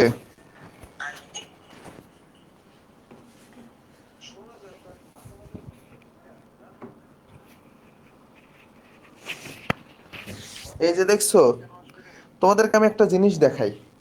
এইখানে হচ্ছে আমার দুটো আলো জ্বলতেছে, একটা হচ্ছে সবুজ মানে সাউন্ড যাচ্ছে, আর হলুদ এটা হচ্ছে নয়েজ ক্যান্সেলেশন। আমার আশেপাশের কোনো কিছুই তোমরা শুনতে পারবে না, এই যে এই হলুদটার জন্য। আমার তো সব কিছুই ঠিক আছে, এবং এটা ডিজেআর মাইক। আমার কাছে ধরো ওই 3-4 হাজার টাকা দামের মাইকও আছে, আবার এর 14,000 টাকা দামের মাইক্রোফোনও আছে। আমি ওই 3-4 হাজার টাকা দামের ওলানজি ইউজ করতেছি না, আমি ডিজিআই ইউজ করতেছি। তারপরেও যদি তোমাদের প্রবলেম হয় আমি কেমন বুঝাবো? এই যে দেখছো বলতেছে ওয়াল ওকে, ওয়াল ওকে। আমার মনে হয় নেটওয়ার্কের প্রবলেমের জন্য হতে পারে। আমি এখানে 3 সেট মাইক্রোফোন আছে আমার কাছে, উলানজি আছে, ডিজিআই আছে, আরো একটা আছে। তো আমি ডিজিআইটা ইউজ করতেছি যেন তোমাদের প্রবলেম না হয়, বুঝছো কিনা? এই যে এইটা ইউজ করতেছি, এইটা ডিজিআইটা, তাও তো সমস্যা হওয়ার কথা না। দেখো ভাইয়া, আমরা যে জায়গাটিতে ছিলাম, কলম কই আমার, ইউজ করতেছি এইটা ডিজিআইটা, তাও তো সমস্যা হওয়ার কথা না। দেখছো আমি ঠিকঠাক শুনতে পাচ্ছি, আমরা যে জায়গাটিতে ছিলাম। আমি যদি ঠিকঠাক শুনতে পাই তুমিও শুনতে পাবো। ওকে, চলো চলো চলো, টাইম কষ্ট করা যাবে না। বাংলাদেশের হচ্ছে আন্তর্জাতিক মাতৃভাষা দিবস। আন্তর্জাতিক মাতৃভাষা দিবস ইউনেস্কো বাংলাদেশকে স্বীকৃতি, মানে এই 21শে ফেব্রুয়ারিকে স্বীকৃতি প্রদান করে 1999 সালে। এটা পালিত হওয়া শুরু হয় 2000 সাল থেকে। 2000 সাল থেকে এটা পালিত হচ্ছে। এরপরে যদি আমি দেখি যে বিশ্ব ঐতিহ্যবাহী স্থান হিসেবে স্বীকৃতি দেওয়া হয়েছে এই যে 3টা স্থান, তুমি দেখো বাগেরহাটের ষাট গম্বুজ মসজিদকে ইউনেস্কো কি করে বিশ্ব ঐতিহ্যবাহী বা ওয়ার্ল্ড হেরিটেজ সাইট হিসাবে, বিশ্ব ঐতিহ্যের স্থান হিসাবে ঘোষণা করেন 1985 সালে। 1985 সাল। সোমপুর বিহার বা পাহাড়পুর, যেটা হচ্ছে নওগাঁয় অবস্থিত, সেটাকে স্বীকৃতি দেয় 1978 সালে। এবং সর্বশেষ সুন্দরবনকে স্বীকৃতি প্রদান করে 6 ডিসেম্বর 1997 সাল। 6 ডিসেম্বর 1997 সালে। আচ্ছা, অধরা সংস্কৃতির ঐতিহ্য বা ইনটেনজিবল কালচারাল হেরিটেজ, এটা দরকার নাই, তুমি জাস্ট এইটুকু দেখো অধরা সংস্কৃতির ঐতিহ্য কোনগুলো। হ্যাঁ, এটা হচ্ছে ইউনেস্কো। ইউনেস্কো ইউনেস্কো এই স্বীকৃতিটা প্রদান করে। তাহলে ইউনেস্কো অধরা সংস্কৃতির ঐতিহ্য হিসাবে কোনগুলোকে স্বীকৃতি দিয়েছে? বাংলাদেশের জামদানিকে স্বীকৃতি দিয়েছে 2013 সালে। বাউল গানকে ঘোষণা করে 5 সালে, অন্তর্ভুক্তি করে 8 সালে। আচ্ছা, অত কিছু লাগবে না, জাস্ট নাম কয়টা দেখিও, সালের দরকার নাই। ওকে, সাল লাগবে না, জাস্ট নামগুলো দেখিও। যেমন রিক্সা এবং রিক্সা চিত্র ঢাকা, মানে রিক্সার পিছনে মানুষ হাত দিয়ে কিছু ছবি আঁকায়, দেখবা নায়িকাদের ছবি আঁকায়, গ্রাম বাংলার কাহিনী ছবি আঁকায়। এই যে কাজগুলো করে, এটা কি? এটা হচ্ছে ইউনেস্কোর স্বীকৃতি পেয়েছে। শীতল পাটি, যেটা হচ্ছে সিলেটের শীতল পাটি আছে, তারপরে আমাদের জামদানি আছে, বাউল গান আছে, এবং পহেলা বৈশাখের যে মঙ্গল শোভাযাত্রা, এগুলোকে কি করছে? অধরা সংস্কৃতির ঐতিহ্য হিসাবে স্বীকৃতি দিয়েছে। আচ্ছা, কোনটি বাংলাদেশকে আচ্ছা, এগুলো একটু তোমাদের থেকে নেই, ওকে? আসো, 1 নম্বর এমসিকিউটার অ্যান্সার করো সবাই সবাই সবাই। 1 নম্বর এমসিকিউটার অ্যান্সার করো সবাই। রাইট অ্যান্সার কি হবে দেখো।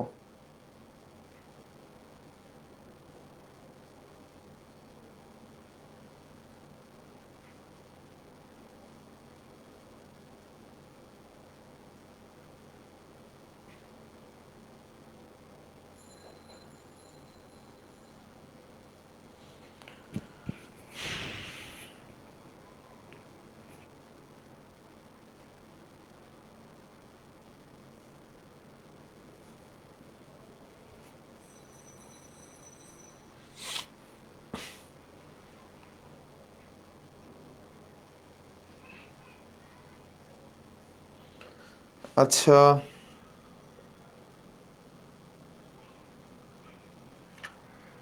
কোনটি?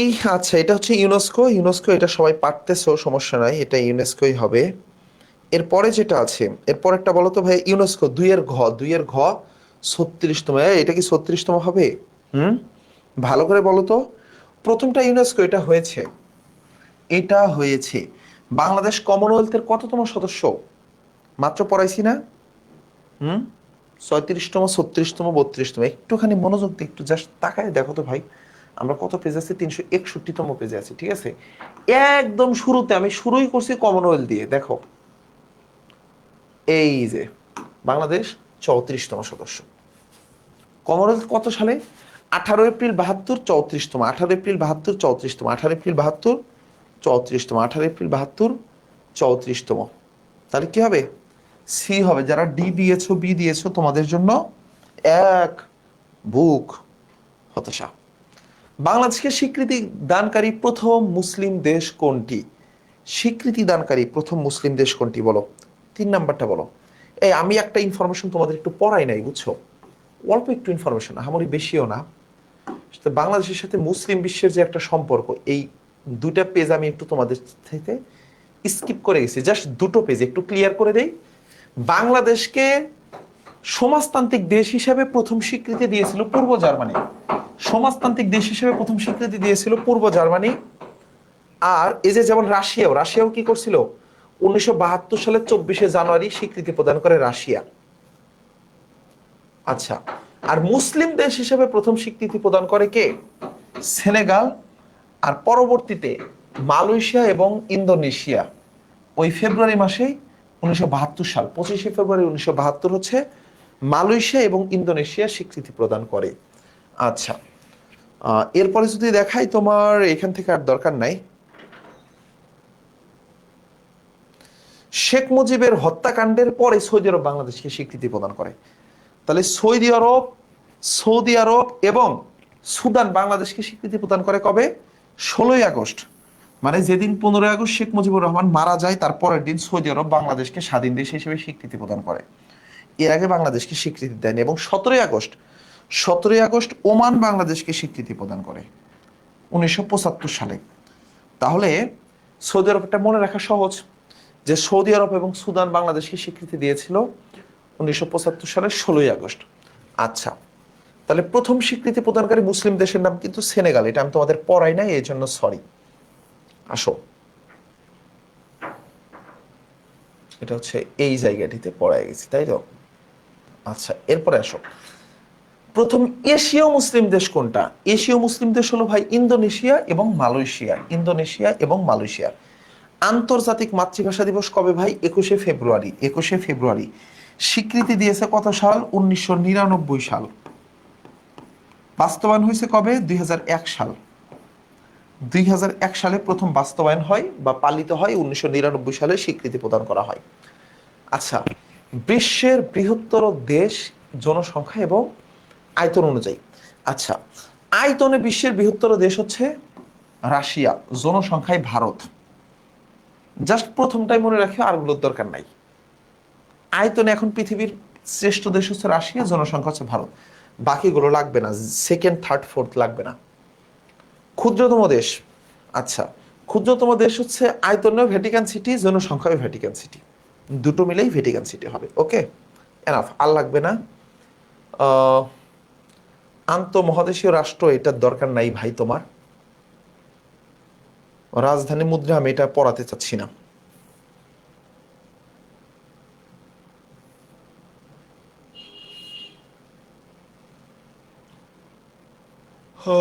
উল্লেখযোগ্য দ্বীপ থেকে কিছু দ্বীপ তো আছে তোমাদের পড়ানোর মতো। তো আজকে ডিভিশন ক্লাসে আমি কি নেব সেগুলো?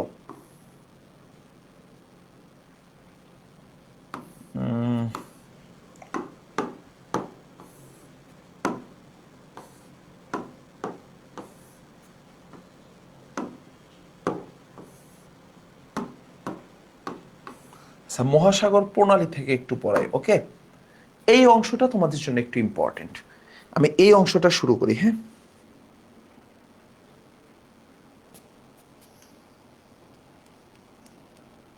জি ওয়ালাইকুম আসসালাম ভাই। ক্লাসে কি কোনো সমস্যা হচ্ছে লাইভে?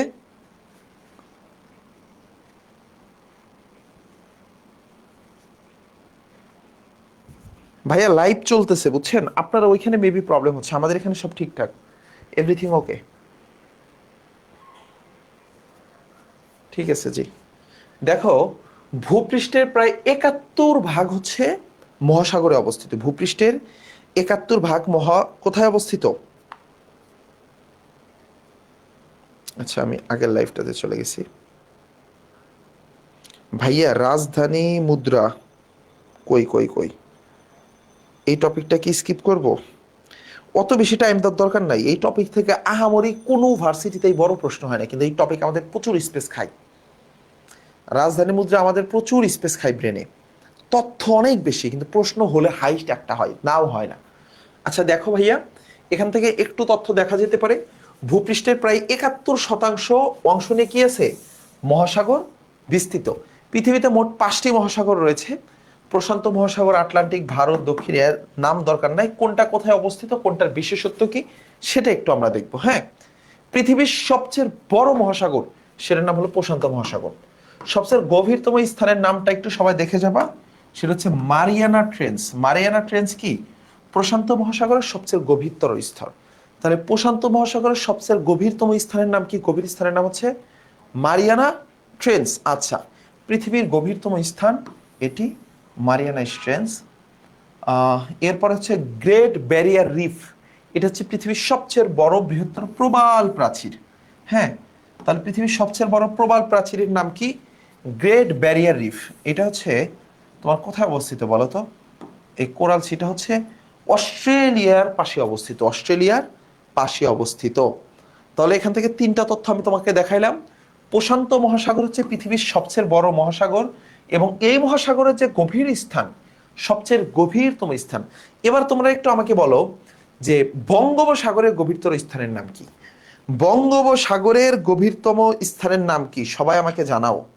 আমি আমি এখানে 200 MBPS এর ভিতর ক্লাস নিচ্ছি, 200 MBPS নেট স্পিড নিয়ে। এখানে কি দেখানো যাবে? দেখানো যাবে না আমার রাউটারটা। আমার এখান থেকে কখনোই নেট ডিস্টার্ব করবে না, এটা আমার নতুন স্টুডিও। এই স্টুডিও থেকে কখনোই লাইভ ছাড়বে না, তাও দুইটা নেট নিয়ে রাখছি। মানে একটাতে প্রবলেম হলে আরেকটাতে সঙ্গে সঙ্গে শিফট করবে। যদি কারো প্রবলেম হয় তোমার নিজের নেট প্রবলেম। হ্যাঁ, দেখো, মারিয়ানা ট্রেন্স তো পাইলাম রে বাপ। মারিয়ানা ট্রেন্স, এই তো ঘষিটি বেগম, thank you. Source of no ground, এটা মোস্ট ইম্পর্টেন্ট। হ্যাঁ, এটা থেকে কিন্তু প্রশ্ন হয়। সোর্স অফ নো গ্রাউন্ড, তাই তো? Source of no ground. Source of trends হবে না। একজন লিখছে সোর্স অফ ট্রেন্স, ট্রেন্স কেন হবে? মারিয়ানা ট্রেন্সে দেখে সোর্স অফ ট্রেন্স বানাই ফেলছো। Source of no ground. তাহলে বিশ্বের সবচেয়ে বৃহৎ সমুদ্র প্রশান্ত মহাসাগরের যে গভীরতর স্থান, তার নাম হচ্ছে কি? Mariana trench. আর বাংলাদেশের বঙ্গোপসাগরের গভীরতর স্থান নাম হচ্ছে সোর্স অফ নো গ্রাউন্ড। পৃথিবীর গভীরতর স্থান এটি, এবং গ্রেট ব্যারিয়ার রিফ হচ্ছে পৃথিবীর সবচেয়ে বৃহৎ প্রবাল প্রাচীর। প্রবাল বোঝো তো? একটু তোমাদেরকে, না একটু দেখায় নাই, তোমাদের একটু দেখা উচিত যে প্রবাল জিনিসটা কি। হ্যাঁ, আচ্ছা,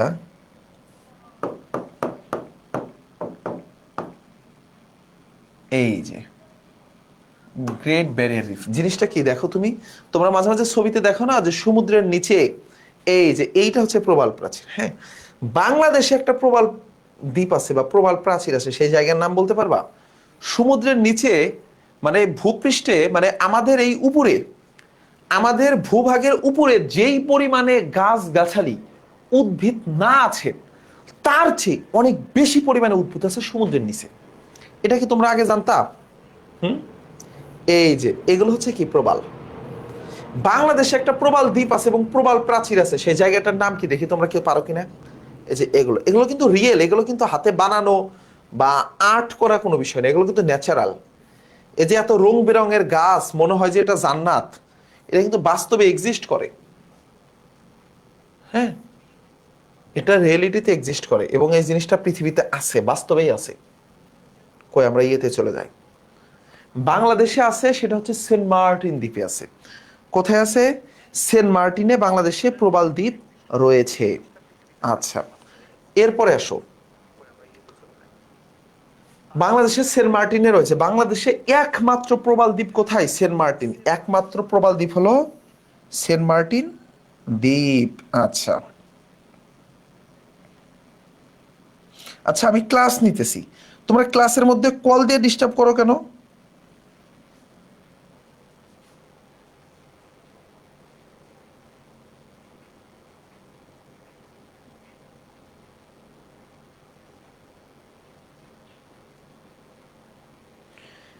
আপনি গ্রুপে যান, গ্রুপে গেলে লিংক পাবেন, গ্রুপে যান, আমাদের গ্রুপে যান। একজন ফোন দিচ্ছে, ভাই আমি লাইভের লিংক হারাই ফেলছি, আমার একটু দেন।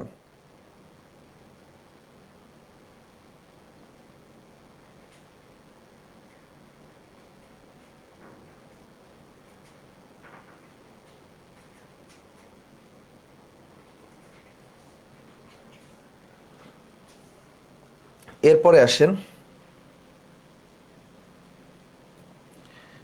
আমরা যে জায়গাটিতে ছিলাম তার পরেরটাতে যাই, আসেন।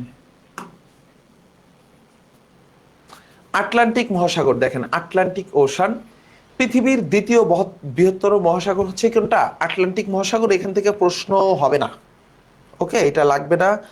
ভারত মহাসাগর থেকে তোমার দ্বীপের নাম আসতে পারে। হ্যাঁ, ভারত মহাসাগরের যে গভীরতর স্থান সেটা হচ্ছে জাভা ট্রেন্স। জাভা কিন্তু আমাদের বঙ্গোপমহাসাগরে অবস্থিত, বঙ্গোপমহাসাগরে অবস্থিত হচ্ছে কি এই জাভা, তাই তো? ওকে, পৃথিবীর সবচেয়ে ব্যস্ততম বাণিজ্য পথ এই মহাসাগরে অবস্থিত। দক্ষিণ মহাসাগর, আর্কটিক মহাসাগর দরকার নাই।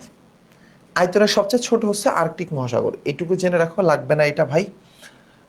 দীর্ঘতম এবং বৃহত্তম নদী, জাস্ট এই দুইটা মনে রাখো। দীর্ঘতম হচ্ছে কোনটা? নীল নদ, মানে এটা লম্বা অনেক বড়। কিন্তু বৃহত্তম কোনটা? বৃহত্তম হচ্ছে আবার আমাজন নদী। তাহলে আমাজন নদী কি বলতো? এই অ্যামাজন নদী হচ্ছে তোমার, অ্যামাজন নদী হচ্ছে তোমার সবচেয়ে বৃহত্তম। বৃহত্তম কি দিয়ে হয় ভাই? বৃহত্তম মানে হচ্ছে এটা দৈর্ঘ্য, প্রস্থ প্লাস গভীরতা সবকিছু মিলে হয়েছে বৃহত্তম। তো নীলনদ কি? নীলনদ ধরো শুধু আর শুধু এই যে দীর্ঘ হয়ে অনেক বড়, কিন্তু এরা সবকিছু হিসাব করলে আমাজনের চেয়ে ছোট হয়। তাহলে অ্যামাজন নদী হচ্ছে বিশ্বের সবচেয়ে বৃহত্তম নদীর নাম কি? অ্যামাজন। আর সবচেয়ে দীর্ঘ নদীর নাম কি? নীলনদ। তাহলে নীলনদ হচ্ছে বিশ্বের সবচেয়ে বৃহত্তম নদী এবং অ্যামাজন হচ্ছে সবচেয়ে দীর্ঘতম নদী, তাই তো?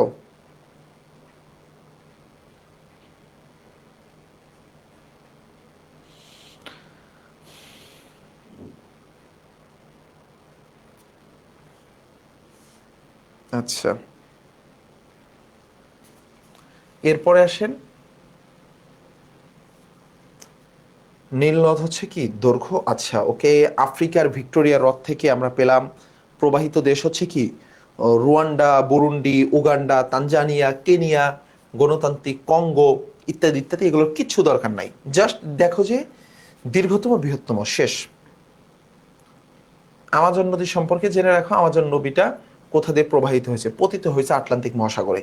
পৃথিবীর প্রশস্ততম নদী, পৃথিবীর সবচেয়ে বেশি পানি প্রবাহিত হয় আমাজন থেকে, সবচেয়ে বেশি প্রশস্ত এবং সবচেয়ে বেশি পানি প্রবাহিত হয়। এবং এই নদীতে কোনো সেতু নেই। আশ্চর্যের বিষয় কি, এই নদীতে কোনো সেতু নেই। মানে এত বড় একটি নদী যেটা একদম ব্রাজিল থেকে শুরু করে Brazil, Ecuador, Colombia, Venezuela, Peru, Bolivia, হ্যাঁ, 6টি দেশের উপর দিয়ে গেছে, কিন্তু এই পুরো নদীর উপরে একটা সেতুও নাই। আচ্ছা, মিসিসিপি দরকার নাই ভাই। আহ, ইয়াং সিকিয়াং, আচ্ছা নামগুলো মনে রাখবা কোনটা কোন দেশে অবস্থিত। ইয়াং সিকিয়াং হচ্ছে কি চীনের। আচ্ছা আমি তোমাদেরকে একটু দুইটা প্রশ্ন করি, বলো তো বাংলাদেশের দুঃখ বলা হয় কাকে? চীনের দুঃখ বলা হয় হোয়াং হো নদীকে। আমি চীনেরটা বলি, তোমরা বাংলাদেশেরটা বলো, ওকে? হোয়াং হো।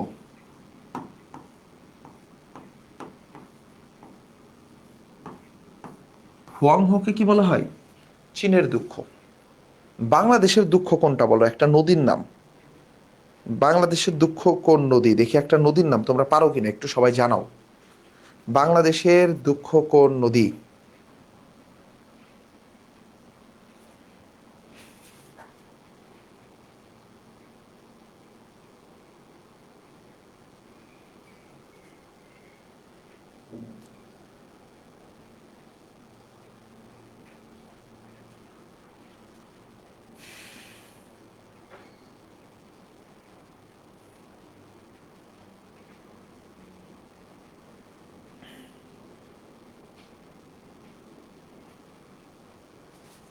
হ্যাঁ বাংলাদেশের কি গোমতী, গোমতী। কুমিল্লার দুঃখ কোনটি তাইলে?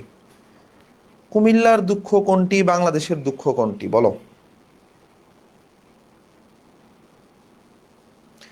গোমতী নদী, গোমতী না, দামোদর, দামোদর নদী। পদ্মা, এই পদ্মা হবে না, বুড়িগঙ্গাও হবে না। পদ্মা বুড়িগঙ্গা কোনোটাই হবে না, গোমতী হবে, তাই তো? গোমতী হবে। আচ্ছা, মিসিসিপি হচ্ছে যুক্তরাষ্ট্রে অবস্থিত। মিসিসিপি কোথায়? যুক্তরাষ্ট্রে অবস্থিত। আচ্ছা, সিন্ধু হচ্ছে ভারত ও পাকিস্তানে অবস্থিত। হোয়াংহো হচ্ছে এশিয়ার দ্বিতীয় বৃহত্তম নদী। এশিয়ার দ্বিতীয় বৃহত্তম নদীর নাম কি? হোয়াংহো নদী। এটা চীনের দুঃখ। তাহলে চীনের দুঃখের নাম কি? হোয়াংহো। সরব চিজ চীন। কেন ভাই? কারণ এটা এত বেশি বন্যা হয়, এই বন্যার জন্য অবস্থা খারাপ হয়ে যায়। আর আমাদের বাংলাদেশে যে কুমিল্লা আছে, কুমিল্লা এলাকায় কি করে, এই গোমতী নদীর জন্য অনেক বেশি পরিমাণে বন্যা হয়। আচ্ছা, টাইগ্রিস ইউফ্রেটিস লাগবে না। এটা হচ্ছে টাইগ্রিস নদীর দৈর্ঘ্য 1850, দরকার নাই এটা, হ্যাঁ। টাইগ্রিস ইউফ্রেটিস লাগবে না, আমি এগুলোকে স্কিপ করি। আচ্ছা এইটা দরকার আছে, এইটা।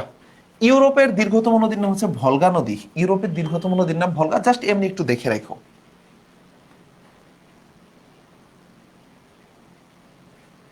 নদী তীরবর্তী শহর, এটা আমি পড়াইলাম না, তোমাদের পসিবল হলে একটু দেখে যাও, হ্যাঁ। মানে এটা যে লাগবেই তা না। যেমন যুক্তরাজ্য বা লন্ডন কোন নদীর তীরে অবস্থিত? লন্ডন হচ্ছে টেমস নদীর তীরে অবস্থিত। লন্ডন কোন নদীর তীরে অবস্থিত? টেমস নদীর তীরে অবস্থিত। তারপরে এখান থেকে আর নিউ ইয়র্ক হচ্ছে হাডসন নদীর তীরে অবস্থিত। নিউ ইয়র্ক হচ্ছে হাডসন নদীর তীরে অবস্থিত। এখান থেকে এটা একটু ইম্পর্টেন্ট ছিল, হ্যাঁ। লন্ডন কাজে টেমস নদীর তীরে অবস্থিত, এটা একটু ইম্পর্টেন্ট, এটা নিয়ে প্রশ্ন হয়। এরপরে যদি দেখি চীন, সাংহাই, এটা হচ্ছে ইয়াং সিকিয়াং নদীর তীরে অবস্থিত। চীনের সাংহাই শহর, এটা হচ্ছে কোথায় অবস্থিত? ইয়াং সিকিয়াং নদীর তীরে। চীনের যে রাজধানী বেইজিং, এটা হচ্ছে হোয়াংহো নদীর তীরে অবস্থিত। চীনের রাজধানী যে বেইজিং, এটা হচ্ছে হোয়াংহো নদীর তীরে অবস্থিত। আচ্ছা, মিশরের কায়রো হচ্ছে নীল নদের তীরে অবস্থিত। মিশরের কায়রো নীল নদের তীরে অবস্থিত।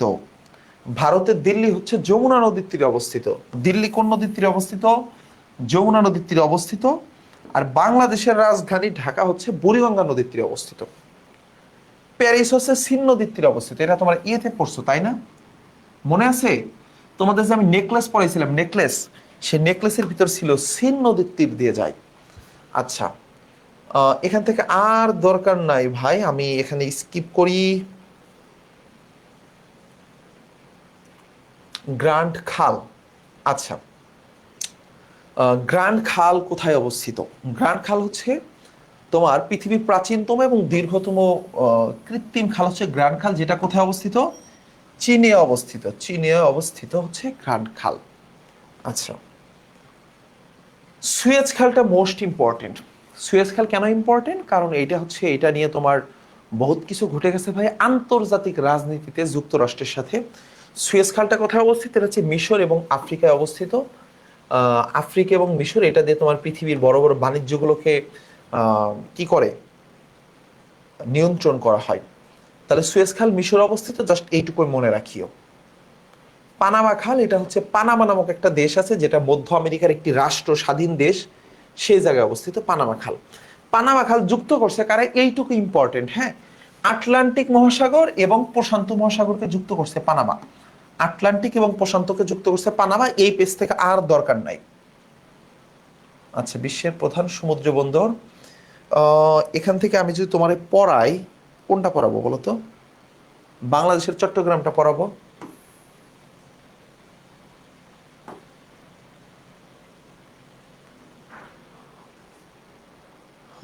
সৌদি আরবের জেদ্দা, না এখান থেকে আর এবার প্রশ্ন আসার মতো কিছু নাই। লেবাননের বৈরুতটা একটু ইম্পর্টেন্ট, বিভিন্ন সময় এখান থেকে প্রশ্ন হতো। বন্দর আব্বাস ফিলিপাইনের, এখান থেকে ইসরায়েলের হাইফা বন্দর, এটা ইম্পর্টেন্ট। হাইফা নিয়ে অনেক বেশি যুদ্ধ বিগ্রহ হয়তো, এটা একটু প্রশ্ন আসতে পারে। আর এই যে ইয়েমেনের এডেন, শেষ। তোমরা এই কয়টা একটু দেখিও, হ্যাঁ। লেবাননের একটি বড় সমুদ্র বন্দরের প্রধান সমুদ্র বন্দরের নাম বৈরুত, ইসরায়েলের প্রধান সমুদ্র বন্দরের নাম হাইফা, এবং ইয়েমেনের প্রধান সমুদ্র বন্দরের নাম এডেন। ওকে, এরপরে আসো, আমি দেখি তোমরা সব ঠিকঠাক আছে।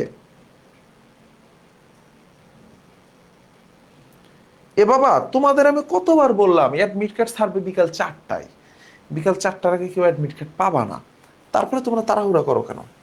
হুম,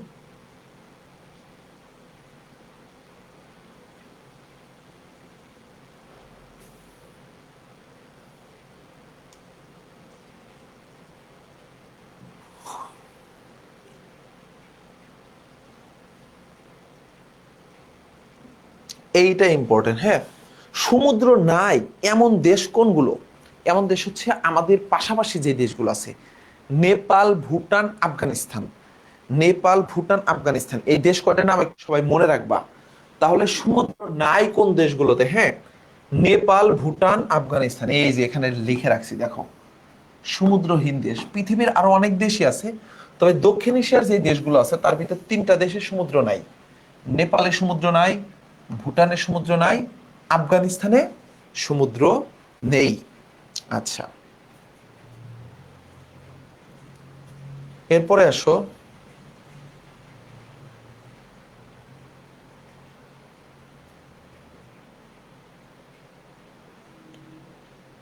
এখান থেকে কিছু লাইন একটু তোমরা জেনে রাখবে, হ্যাঁ। আমি সবগুলো দেবো না, সর্বোচ্চ 2-3টা দিব। দাঁড়াও, ওয়েট। ব্লু লাইনটা, এটা হচ্ছে ব্লু না, এটা একটা ভুল আছে, আমি ভুলটা একটু ঠিক করে দেই। এটার নাম হবে ব্লু লাইন, ব্লু, একটা ল হবে, ল। এই যে ব্লু লাইন, লেবানন এবং ইসরায়েলের ভিতরে যে লাইন তাকে বলা হয় ব্লু লাইন।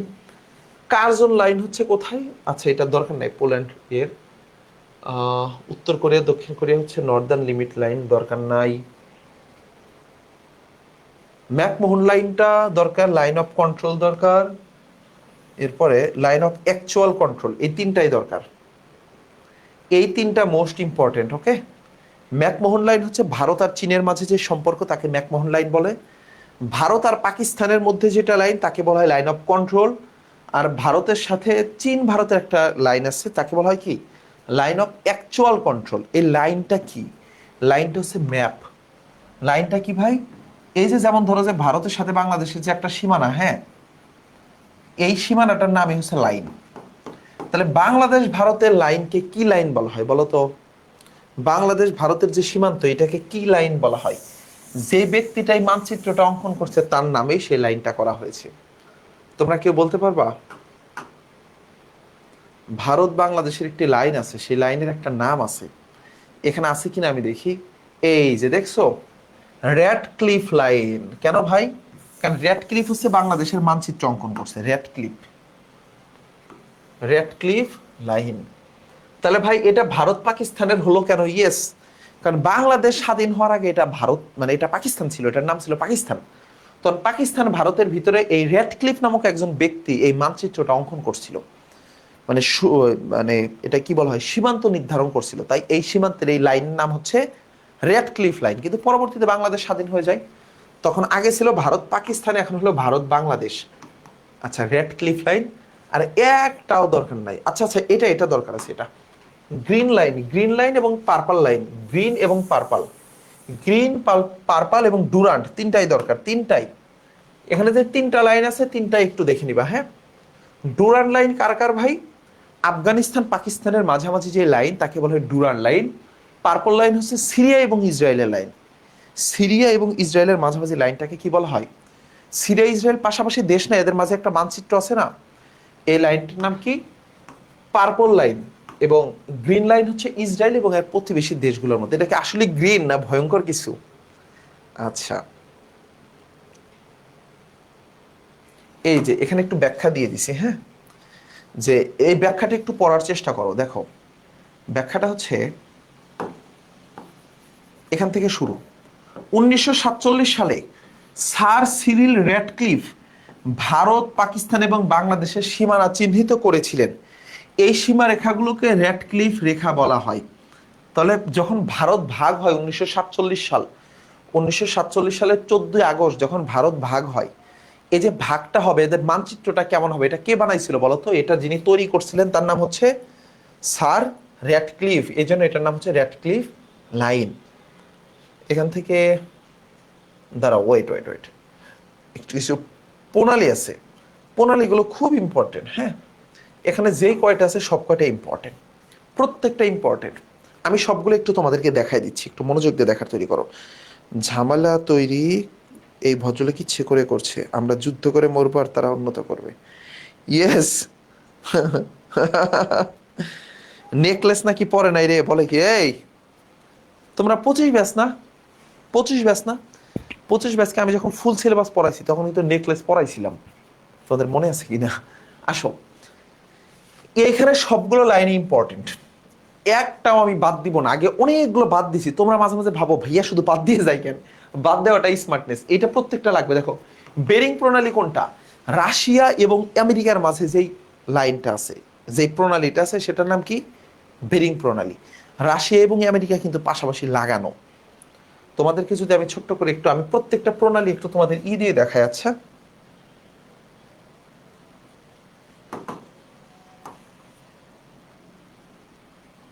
এটা প্রণালী দিয়ে সার্চ দিলে তো হবে না রে, আমার তো বাংলা কিবোর্ড এখানে নাই।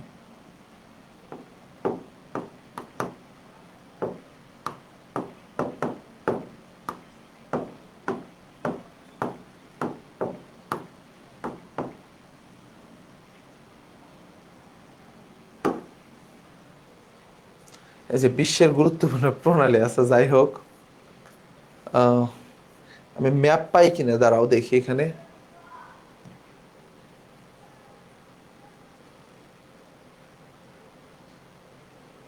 ওকে, হ্যাঁ, প্রণালী প্রণালী, আহ, দাঁড়াও। আচ্ছা, আমি ডিরেক্ট ওয়ার্ল্ড ম্যাপে যাই। ওকে, ওয়ার্ল্ড ম্যাপ, কিছু জিনিস একটু ম্যাপ দিয়ে দেখা দিলে তোমরা ভালো বুঝবা। আচ্ছা, এইটাই দেখাই, তোমরা এটা থেকে বুঝবা কি না। আচ্ছা, তোমরা কি খেয়াল করছো যেই জায়গাতে তোমাদের এই ভদ্রলোকের মান শেষ হয়ে যাচ্ছে, এই যে এখানে রাশিয়া শেষ, পৃথিবী এইখানে যে শেষ, এটা কিন্তু আবার এইখানে এসে জোড়া লাগছে পৃথিবীটা, খেয়াল করছো? এই যে রাশিয়াটা আছে, এই রাশিয়াটা কিন্তু এখানে এসে শেষ হয়েছে। এখন ইউএসএ কিন্তু এই জায়গার একটা দেশ, ইউএসএ কিন্তু এইখানের দেশ, তাই না? এ খুব টাউট। এই টাউট কি করছে জানো? আলাস্কা নামক একটা প্রদেশ আছে রাশিয়ার, এইখানের একটা প্রদেশ কিনে নিছে টাকা দিয়ে, টাকার বিনিময়ে কিনে নিছে। এটা হচ্ছে কত হাজার ডলার দিয়ে যেন কিনে নিছিল, হাজার কোটি ডলার দিয়ে। তো এই যে আলাস্কা, এটা হচ্ছে রাশিয়ার অংশ, এই যে এইখানে অবস্থিত। বাট এইটা কিনে নিছে কে? ইউএসএ। কিনে নেওয়ার ফলে এইটা তাদের হয়ে গেছে। তো আহ, এইখানে এই আলাস্কা, আলাস্কা এবং রাশিয়ার মাঝে যে একটা আছে, প্রণালী আছে এই জায়গাটাতে, এই প্রণালীটার নাম কি? এই প্রণালীটার নাম হচ্ছে তোমার কি? আমরা মাত্র যেটা পড়লাম, এই যে তোমার বেরিং প্রণালী, আমেরিকা এবং রাশিয়ার মধ্যে। তাতার প্রণালী হচ্ছে রাশি এবং শাখালিনের মধ্যে। তাহলে তোমরা রিলেশনটা ধরতে পারছো তো ভাইয়া, এত কষ্ট করে ছবিটা এই জন্য দেখালাম, তোমরা ভাবতে পারো ভাই রাশিয়া হলো এশিয়ার মাথার উপর আর আমেরিকা হচ্ছে এই পাশে, এর সাথে আর কিভাবে মিল থাকবে? এর সাথে আর মিল এভাবেই আছে। আচ্ছা, মানে এই দুটো তো পাশাপাশি লাগানো। কোরিয়া প্রণালী কোথায় ভাই? কোরিয়া এবং জাপানের মধ্যে। ফরমোজা প্রণালী হচ্ছে চীন এবং তাইওয়ানের মধ্যে। এটা আমরা এটাকে অনেক মজায় মজায় মুখস্থ করতাম, তরমুজ বলতাম। পক প্রণালী, এটা ইম্পর্টেন্ট, হ্যাঁ এটা একটু ইম্পর্টেন্ট। এটা হচ্ছে ভারত এবং শ্রীলঙ্কার মধ্যে, এটা আমাদের বঙ্গোপসাগরে অবস্থিত, বঙ্গোপসাগরে। সুমাত্রা প্রণালী হচ্ছে সুমাত্রা এবং জাভার মধ্যে পৃথক করেছে, এটা ইন্দোনেশিয়ার। আচ্ছা, মালাক্কা প্রণালী, এটাও সুমাত্রা এবং মালয়েশিয়াকে পৃথক করেছে, হ্যাঁ ইন্দোনেশিয়া এবং মালয়েশিয়াকে। এরপরে যদি আমরা প্রণালী দেখি ভাই, মর্মর প্রণালী, যেটা হচ্ছে এশিয়া এবং ইউরোপকে আলাদা করেছে। কৃষ্ণ সাগর, এটা এশিয়া এবং ইউরোপকে আলাদা করেছে। এটা এই দুটোই হচ্ছে কোথায় অবস্থিত বলতো? এই দুটোই হচ্ছে ইস্তানবুলে অবস্থিত, তুরস্কের ইস্তানবুল। ইস্তানবুল হচ্ছে পৃথিবীর একমাত্র শহর যেটা একসাথে দুইটা মহাদেশে অবস্থিত। ইস্তানবুল তুরস্কের প্রাচীন একটি রাজধানী, এখন আর ইস্তানবুল না, এটা প্রাচীন এবং এখনকার বাণিজ্যিক রাজধানী। এই রাজধানীটা এক পাশে হচ্ছে ইউরোপ, এক পাশে কি এশিয়া অবস্থিত। দারদানেলিস প্রণালী হচ্ছে তুরস্ক ও গাল্লিগাল্লিতে। বসফরাস প্রণালীও তুরস্কের ইস্তানবুলে। আচ্ছা, এগুলো আর দরকার নাই, যেগুলো দরকার নাই সেগুলো কেটে দিয়ে যায়। বাবেল মানদ্বীপটা ইম্পর্টেন্ট, ইয়েমেন ও জিবুতির, আফ্রিকাতে, লাগবে না, এটা একটু দেখতে পারো সর্বোচ্চ। জিব্রাল্টার প্রণালীটা ইম্পর্টেন্ট। মরক্কো এবং স্পেন এই দুটো কোনো এককালে একই একই একই দেশ ছিল, হ্যাঁ পরবর্তীতে ইসলামের একজন সাহাবি গিয়ে ওই দেশটা জয় করে ফেলে, অর্ধেক অংশকে ইসলাম ধর্ম গ্রহণ করায় ফেলে, তখন সেটা হয়ে যায় মরক্কো, বাকি অংশটা স্পেনই থেকে যায়। আচ্ছা, এই দুটোর মাঝে। আচ্ছা, আমেরিকাকে এশিয়া থেকে পৃথক করেছে বেরিং প্রণালী। তারপর হচ্ছে ভূমধ্য সাগর, আটলান্টিক মহাসাগরের মধ্য প্রণালী রয়েছে জিব্রাল্টার প্রণালী। ইউরোপের দীর্ঘতম নদীর নাম হচ্ছে ভলগা নদী। কোন দেশে সমুদ্র বন্দর নেই? সেটা হচ্ছে মালাবিতে। এডেন হচ্ছে ইয়েমেনের। তারপর হচ্ছে স্থলবিশিষ্ট দেশ নয় হচ্ছে ভিয়েতনাম। আবাদান, এটা হচ্ছে ইরানে। জিব্রাল্টার প্রণালী কি করছে? আফ্রিকা মহাদেশকে ইউরোপ থেকে আলাদা করে ফেলেছে। এরপরে যদি দেখায় প্রশান্ত মহাসাগর আটলান্টিক মহাসাগরকে যুক্ত করেছে পানামা। মহাবিশ্ব থেকে আমার মনে হয় না যে এখান থেকে আর অনেক বেশি দরকার আছে, আমি ছোট্ট করে একটু বলে দিই, তোমরা এখান থেকে কিছু জিনিস একটু দেখে নিও। হ্যাঁ, পৃথিবীর বয়স কতদিন? 4.5 বিলিয়ন বছর। 4.5 বিলিয়ন বছর মানে 450 কোটি বছর পৃথিবীর বয়স। এই পৃথিবীটা সৃষ্টি হয়েছে একটি বিগ ব্যাং এর মাধ্যমে। বিগ ব্যাং থিওরিটা নিয়ে কে বলেছে? এটা হচ্ছে এই যে বিগ ব্যাং থিওরি, হ্যাঁ এটা হচ্ছে স্টিফেন হকিং বলছে, তাই তো? আচ্ছা, বিগ ব্যাং থিওরিটি a brief history of time, এই ব্রিফ হিস্টোরি অফ টাইমে এটা হচ্ছে বলছে বিগ ব্যাং থিওরি ঘটেছে। পৃথিবীর অবস্থা আমার মনে হয় না এইটা আর পড়ানোর দরকার আছে, আমি এটা তারপরে নিয়ে এসেছিলাম তোমাদেরকে দেখানোর জন্য, এটা ভূগোলের একটা অংশ। তো যাই হোক, আমাদের আরো একটা ক্লাস হবে, আন্তর্জাতিকের একটা ক্লাস হবে। আমি এই জন্য আন্তর্জাতিক পার্টটার বেশি দেখালাম না, আজকে আমরা কিছু অংশ দেখিয়ে দিলাম। আমাদের আন্তর্জাতিক পার্টের উপর একটা রেকর্ড ক্লাস পাবা তুমি ভাই। এবং ভাই প্লিজ 2-300 এমসিকিউ দেন জিকে থেকে, ঠিক আছে? 2-300 এমসিকিউ দিব। আজকের এই ছোট্ট রিভিউ ক্লাসটাতে আমি কিছু বিষয় হালকা টাচ করার চেষ্টা করছি। এই জন্য চেষ্টা করছি যে তোমরা অনেক বেশি হতাশ, শেষ মুহূর্তে এসে তোমাদের কিছুটা হলেও হতাশা হয়তো আমি একটু কাটিয়ে দিতে পারছি, কিছু বিষয় হলেও আমরা টাচ করতে পারছি। তোমাদের দুটো জিকে ক্লাস আসতেছে রেকর্ড, দুটোই তোমাদের তুরান ভাইয়া নিচ্ছেন। একটা হচ্ছে সাম্প্রতিক জিকের উপর, মানে আজকালের ভিতরেই পাবা, হ্যাঁ মানে আগামীকালের ভিতরে পাবা, আগামীকালই জিকে ক্লাস পাবা তোমরা, ওটা নিয়ে চিন্তা করো না। তোমাদের ইংলিশ ক্লাসও প্রায় রেডি হয়ে গেছে, হয়তো আজকে রাতেই পেয়ে যাবা। তাহলে ইংলিশ ক্লাস আজকে রাতে পাবা, জিকে ক্লাস আগামীকাল পেয়ে যাবা। আজকে আমি চেষ্টা করলাম কিছু বিষয় রিভিউ করতে, আমি আর রিভিউ করতে চাচ্ছি না। এরপরে তোমাদের আরো কিছু বিষয় বাকি থেকে গেল। কালকে সকাল 10টায় আমরা বাংলার দ্বিতীয় পত্রের আমি 300 এমসিকিউ এর মতো সলভ করানোর চেষ্টা করবো ইনশাল্লাহ। অনলি বাংলা সেকেন্ড পেপার, ওকে? বাংলা সেকেন্ড পেপার 300 এমসিকিউ আগামীকাল সলভ করবো ইনশাল্লাহ। আর জিকের উপরে যদি পসিবল হয়, আমি পারবো না, তারপরেও যদি সম্ভব হয়, হয়তো আমি বৃহস্পতিবারের দিন তোমাদের একটা ক্লাস রাত বা সন্ধ্যার দিকে নিতে পারি, ঠিক আছে? যদি পসিবল হয়, ওটার আমি কথা দিচ্ছি না, কারণ ওইটা নিতে পারলে আমার ভাল লাগবে, কারণ আমার আবার বৃহস্পতিবারের দিন সকালে পরীক্ষা আছে। আমি যদি পরীক্ষাটি দিয়ে দুপুরে বাসায় ফিরি, আমি রাত্রের দিকে তোমাদের একটা এমসিকিউ নিতে পারবো, কিন্তু সাহস পাচ্ছি না। কেন? যে আমি যদি জিকের একটা টপ 300 এমসিকিউ বা 400 এমসিকিউর একটা ক্লাস নিলাম, আমি নিতে পারবো, বাট তোমাদের তার একদিন পরে হবে পরীক্ষা, শনিবারে পরীক্ষা। তুমি শুক্রবারের দিন ঢাকায় চলে আসবা, তো বৃহস্পতিবারে ক্লাস নিলে তোমরা কি করতে পারবা? এটাও একটা ব্যাপার। এই জন্য আমি বৃহস্পতিবারেরটা নিয়ে সাহস পাচ্ছি না। তবে তার আগে দুটো ক্লাস তুমি পাবা, পুরো ইন্টারন্যাশনাল অ্যাফেয়ার্সের উপর একটা ক্লাস পাবা এবং তোমাদের সাম্প্রতিকের উপর একটা ক্লাস পাবা। কথা বুঝতে পারছো?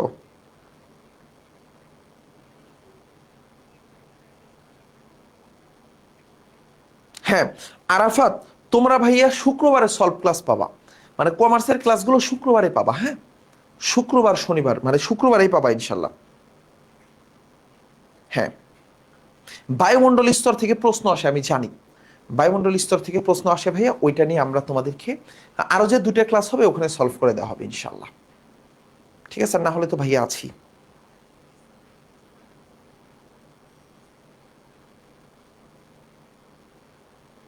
হ্যাঁ, একদম সবকিছু।